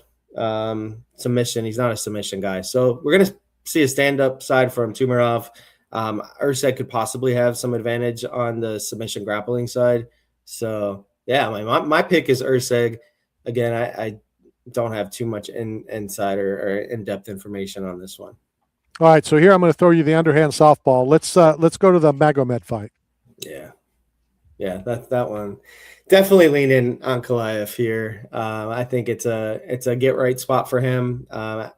He's taken a year off. I think he had some lingering stuff going on, probably just to get himself, ready to make another run. But I like Guskov too. I mean, I've bet on him almost every fight. I really think this guy was underrated for a while. People saw him as maybe not being that technical. Thought he kind of was moving up too quick, and he ended up proving him wrong. He's looked really good, carries so much power. Again, that's a guy I tend to favor, somebody who can go in there and end the fight quickly. But I think he's going to get outmatched here by Ankalaev. Guskov's coming in on, what's it been, like 2 weeks? Right. I think they announced it. So very short notice. I think you got Ankalaev in his backyard. He's got all of his team around him. So I think it's going to be a dominant performance by Ankalaev. I think it wouldn't be stupid to put a little bit of money on a Guskov knockout. I think it would probably have to happen pretty early if it does happen, but it's probably just a donation. I think Ankalaev's going to run with it. I'm sure a lot of people, as am I, disappointed on Roundtree not being able to compete on Saturday. So here's another name. Let's look at the Magomed fight. Yeah, so Magomed, I don't know the last name on this one. All I know is everyone calls him John Pork. So we'll stick with John Pork. And then Damian Rezbecki. How do they get John Pork from that? I don't know the origins of it, but he I don't know if it was like a meme thing or if he like misinterpreted something. I really don't know. I'm sure plenty of people know, and I probably should, but he doesn't embrace it. I'll tell you that. He's telling people to call him something else. But I was just listening to another podcast just to get a little bit of brush up on some stuff, and I agree with them. They were saying if the UFC names you, if the fans give you a nickname, you run with it and you make the most of it. So, but there's, he's coming off of a Contender Series fight. He went to decision. I think he got licked early. Like he got hit pretty hard and ended up going, he's coming out of the Nurmagomedov camp. So we know he can wrestle. We know he's tough. We know he's trained. But we just don't know where his ceiling is. So it's one of those. He's a pretty decent sized favorite here, minus 300. He's fighting a guy from the European scene. I think he was a champion. I can't remember what promotion he came from, but a lot of people are liking him this week. I guess he's a well-rounded fighter. He brawls. He has some crazy combinations. So I've seen a lot of people who are liking him from a kind of doubting the other side of that, and I think it's just the fade on the Nurmagomedov team. But I think I see a clear spot for him to edge this out. But yeah, again, I don't have a strong opinion on this, but I do like the dog shot. I think it should be a great fight. There's a lot of question marks or unanswered questions with these two guys right now. All right, so you have one unit of X that you're going to do this weekend. What's that one fight? Is it a parlay? Is it just one straight up so that you never guarantee, but you kind of guarantee the victory? How are you going to do it? Yeah, there's not a straight spot that I absolutely love yet. I think my best read is probably on the Sam Patterson fight right now. That's where I'm going to start building from. I think if I were to straight bet something, it would probably be, like I said, or not, I'll just do that little parlay just to Patterson inside the distance and then the under 2.5. But man, from a lock side, I don't know. It's not really. The lines are just the ones that I really like. The favorites are just so heavy in this card, so it's hard to do that. So I think it's a great card for a lock parlay. I think it'd be a good spot to put Ankalaev in it. I think it'd be a good spot to put. Who am I thinking of? I would do Ankalaev. Drawing a blank here. I'm losing my spot. Peterson, and then Cody Gibson to start the fight. I do like to put in a parlay just to get it going. I do like the Abdul Hussein guy as well. I think Cody Gibson coming off of that brutal KO last time out is a little rough. So I really see it as a parlay card personally. But again, I don't have the best reads as far as straight locks on this card because it's just, it's a hard one to pick.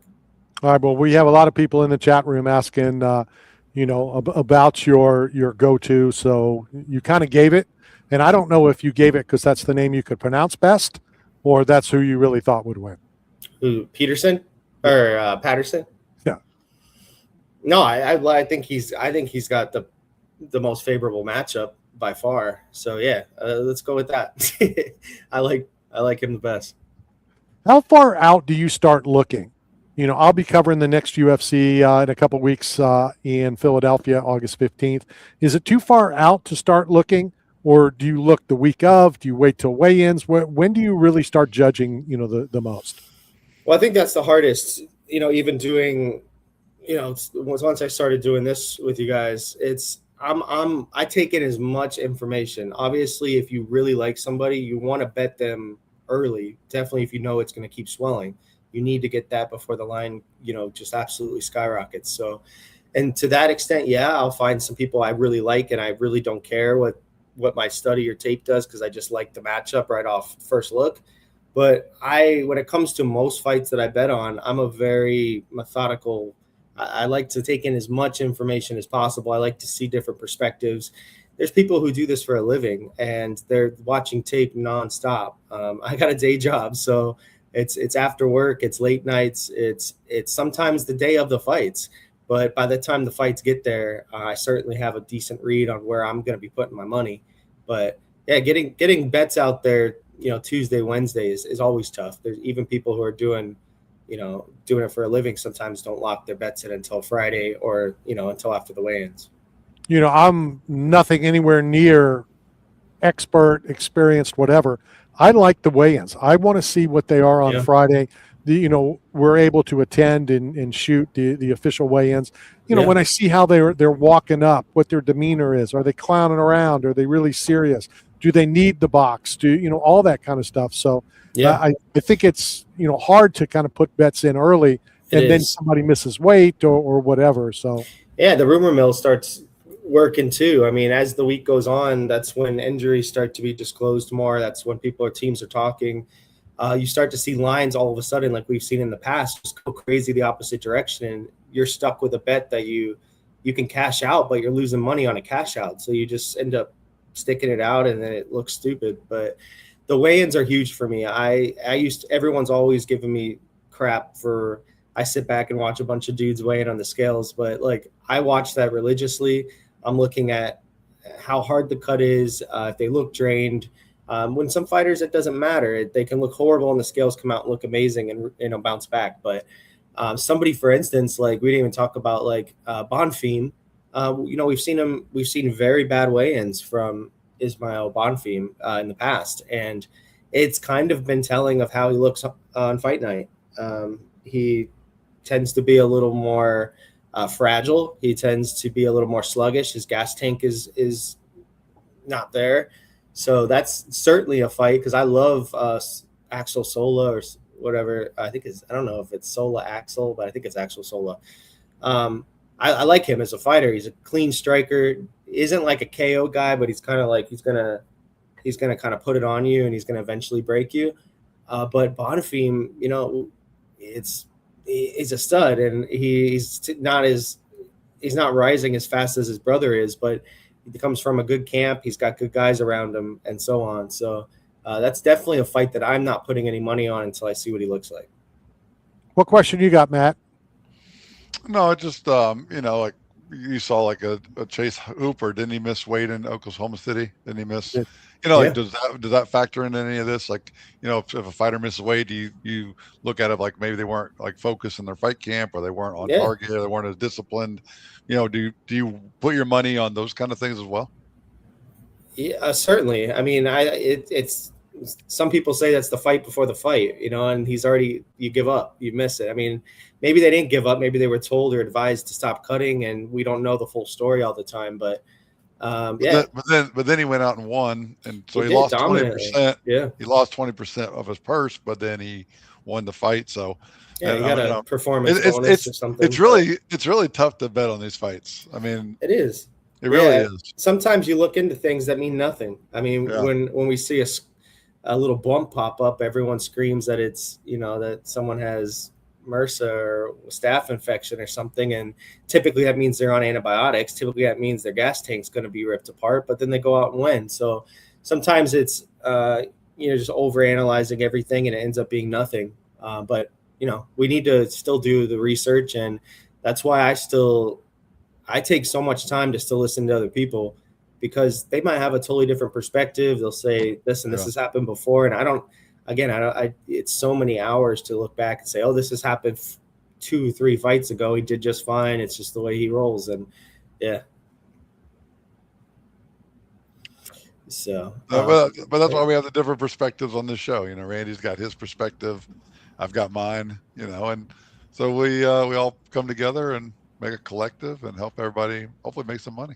So on a card like this, where you said, most of them are heavy favorites, huge underdogs, would you pass? Would you not make any wagers on this card on this weekend? Or it's fun, you're trying to make money, you're trying to do whatever, do you still go and make some picks? This would be similar like when I was on vacation a few weeks ago and I went to the Keys and I had no intention of really doing research, but when come fight night, I mean, hell would freeze over before I didn't bet on a card. But it's just not going to be those. It's not if somebody reached out to me or, listen to me, I'm going to just tell them, listen, I didn't do as much research. I still have general knowledge on it. I still, can look up simple things that would point me in that direction. But it's one of those cards. This isn't It's Abu Dhabi. I mean, we're going to see a lot of fighters we don't know. We're going to see a lot of fighters that are coming out of regional scenes over there. There could be spots to make bets on people that we might see them at the lowest they've ever been because we don't know anything about them. And then from here on out, they're huge favorites. So there's a lot of opportunity in cards like this. But as far as, where I'm at on it, it's not going to be a highly bettable card for me. All right, let me ask you this. PFL coming to Tampa in a couple weeks. Chris Cyborg's final fight, we're assuming she said she's going to retire. We know that doesn't necessarily mean anything. It could mean something. Is that something that we can bet now, or does it have to be closer? Is each betting platform different? How does that work? I think with PFL, it's a little different. I think their lines come out a little later. They tend to have a lot of shakeups too. As the fight gets closer, I would have to peek if Hard Rock even has them posted. I'll be honest, I'm not a big in-depth bettor with PFL unless it's somebody I really like, but sure, I can certainly peek at it. No, they don't. I mean, Hard Rock doesn't have anything out, so it just depends. I mean, I think when it comes to PFL, if it's a huge card, they'll get them out maybe a week in advance or so, but it's not going to be like a big UFC card where we get it a month or two out sometimes. I got you. Matt, where is that fight? I know it's in Tampa, but where is it? At the Benchmark. It's at Benchmark. Benchmark International. Okay. I didn't know if it was big enough to be in the arena, if it would have been in a Hard Rock or something like that. But all right, interesting. All right. So what are you going to bet, Matt? Which fight? I'm not betting any fights. I don't bet. It's the same thing as collecting. I'm a student right now. I'm trying to learn how to do it. Like when you guys are talking about money lines, plus and minuses and favorites, like I really don't know much about it. So so I really just follow Jared's advice on if he says something, there's better odds than the other. I trust him. I believe him. So I would put my money on Patterson, but I don't know anything about it. I don't even know if I can bet, as a commissioner. I don't know if I'm allowed to even bet on fights, especially if I have to work a fight where they're in it. No, for sure. I can't. I don't even want to be associated with it. Honestly, I don't even want to go down that road. But I know it's a big industry. I know a lot of our fans they bet on it. A lot of people watch this program for it. So I want to learn it. I want to understand it, but I don't know how to do it. I'm looking at next week. Is it? Yeah, August. Well, August 1st is in 2 weeks, right? Yeah. I think I'm more of a prop bet guy. Which UFC fighters are going to get popped for using peptides. Because Volkan Ozdemir just got popped. Ozdemir was taking peptides and he was creating EPO, which is red blood cells, so that he could to perform at higher levels for longer duration. His medical team said it was for recovery, but it's for performance of what Lance Armstrong did to cheat. And that's why I have my Lance Armstrong jersey, because the world demonized him for transfusing. They all said, oh, he has a pharmacy and he has his own steroids and he cheats. He's a cheater. But Lance had the best money could buy. He had the best team, the best equipment, the best training facility, best pharmacy, best supplements. But what made him a cheater? Can I interrupt just for 1 second? No. He was the best cheater. He was cheating. But he was the best. But the thing that made him cheat was that he created EPO because he transfuses blood to have more red blood cells. Yeah. And so that's what Volkan did. So, but the point is he was doing it for recovery, but that's the key. And that's why I'm so adamant about the vertical gym, the freedom device, because that's what we do naturally. That's what my training device does for the fight game. You create EPO from the kidneys by dropping internal blood oxygen levels lower. This is a shameless plug. It's not, but I'm trying to incorporate it into this platform. Yeah. Because we can actually train those fighters ahead of time, and then we can bet on those fighters because we know they'll have the endurance and not gas out like Duplessis and start belly breathing. We can actually prevent that. Would that fall under insider trading? I'll call Martha and Snoop. I'll find out. But I think we can actually create something here where we know who's going to win. Yeah, from a prop perspective, I don't think you can bet on that stuff very often. But to get back to prop betting, I would say if you're not a big time bettor, props are 100% the way to go. That's what got me really like, into UFC betting to begin with is find an edge, find a round, put a couple bucks on it. And before you know it, you'll start to really pick up on it, how it works. And there's never guaranteed, but you can really start to find an edge when you're prop betting, and your odds tend to be, if you're round betting with how the fight's going to end as well. I mean, you're always going to be above plus 500 typically, unless it's a huge first round KO favorite. So that's for people who are, not that I'm pushing betting, but if you're looking to make it a little more interesting and you have some money to spend, prop betting is the way to go. All right, so do me a favor later today, tomorrow, let's post what prop bets you like, and then I'm going to go above your prop bets and just bet whoever that fighter is to win. There you go. Won't win as much, but if your props come in, then I'm going to win. If your props don't come in, you're assuming that fighter's going to win anyway. Yeah. So typically, if I'm betting props on a fighter, it's because their line's unplayable. So, which sounds like that's most of this card.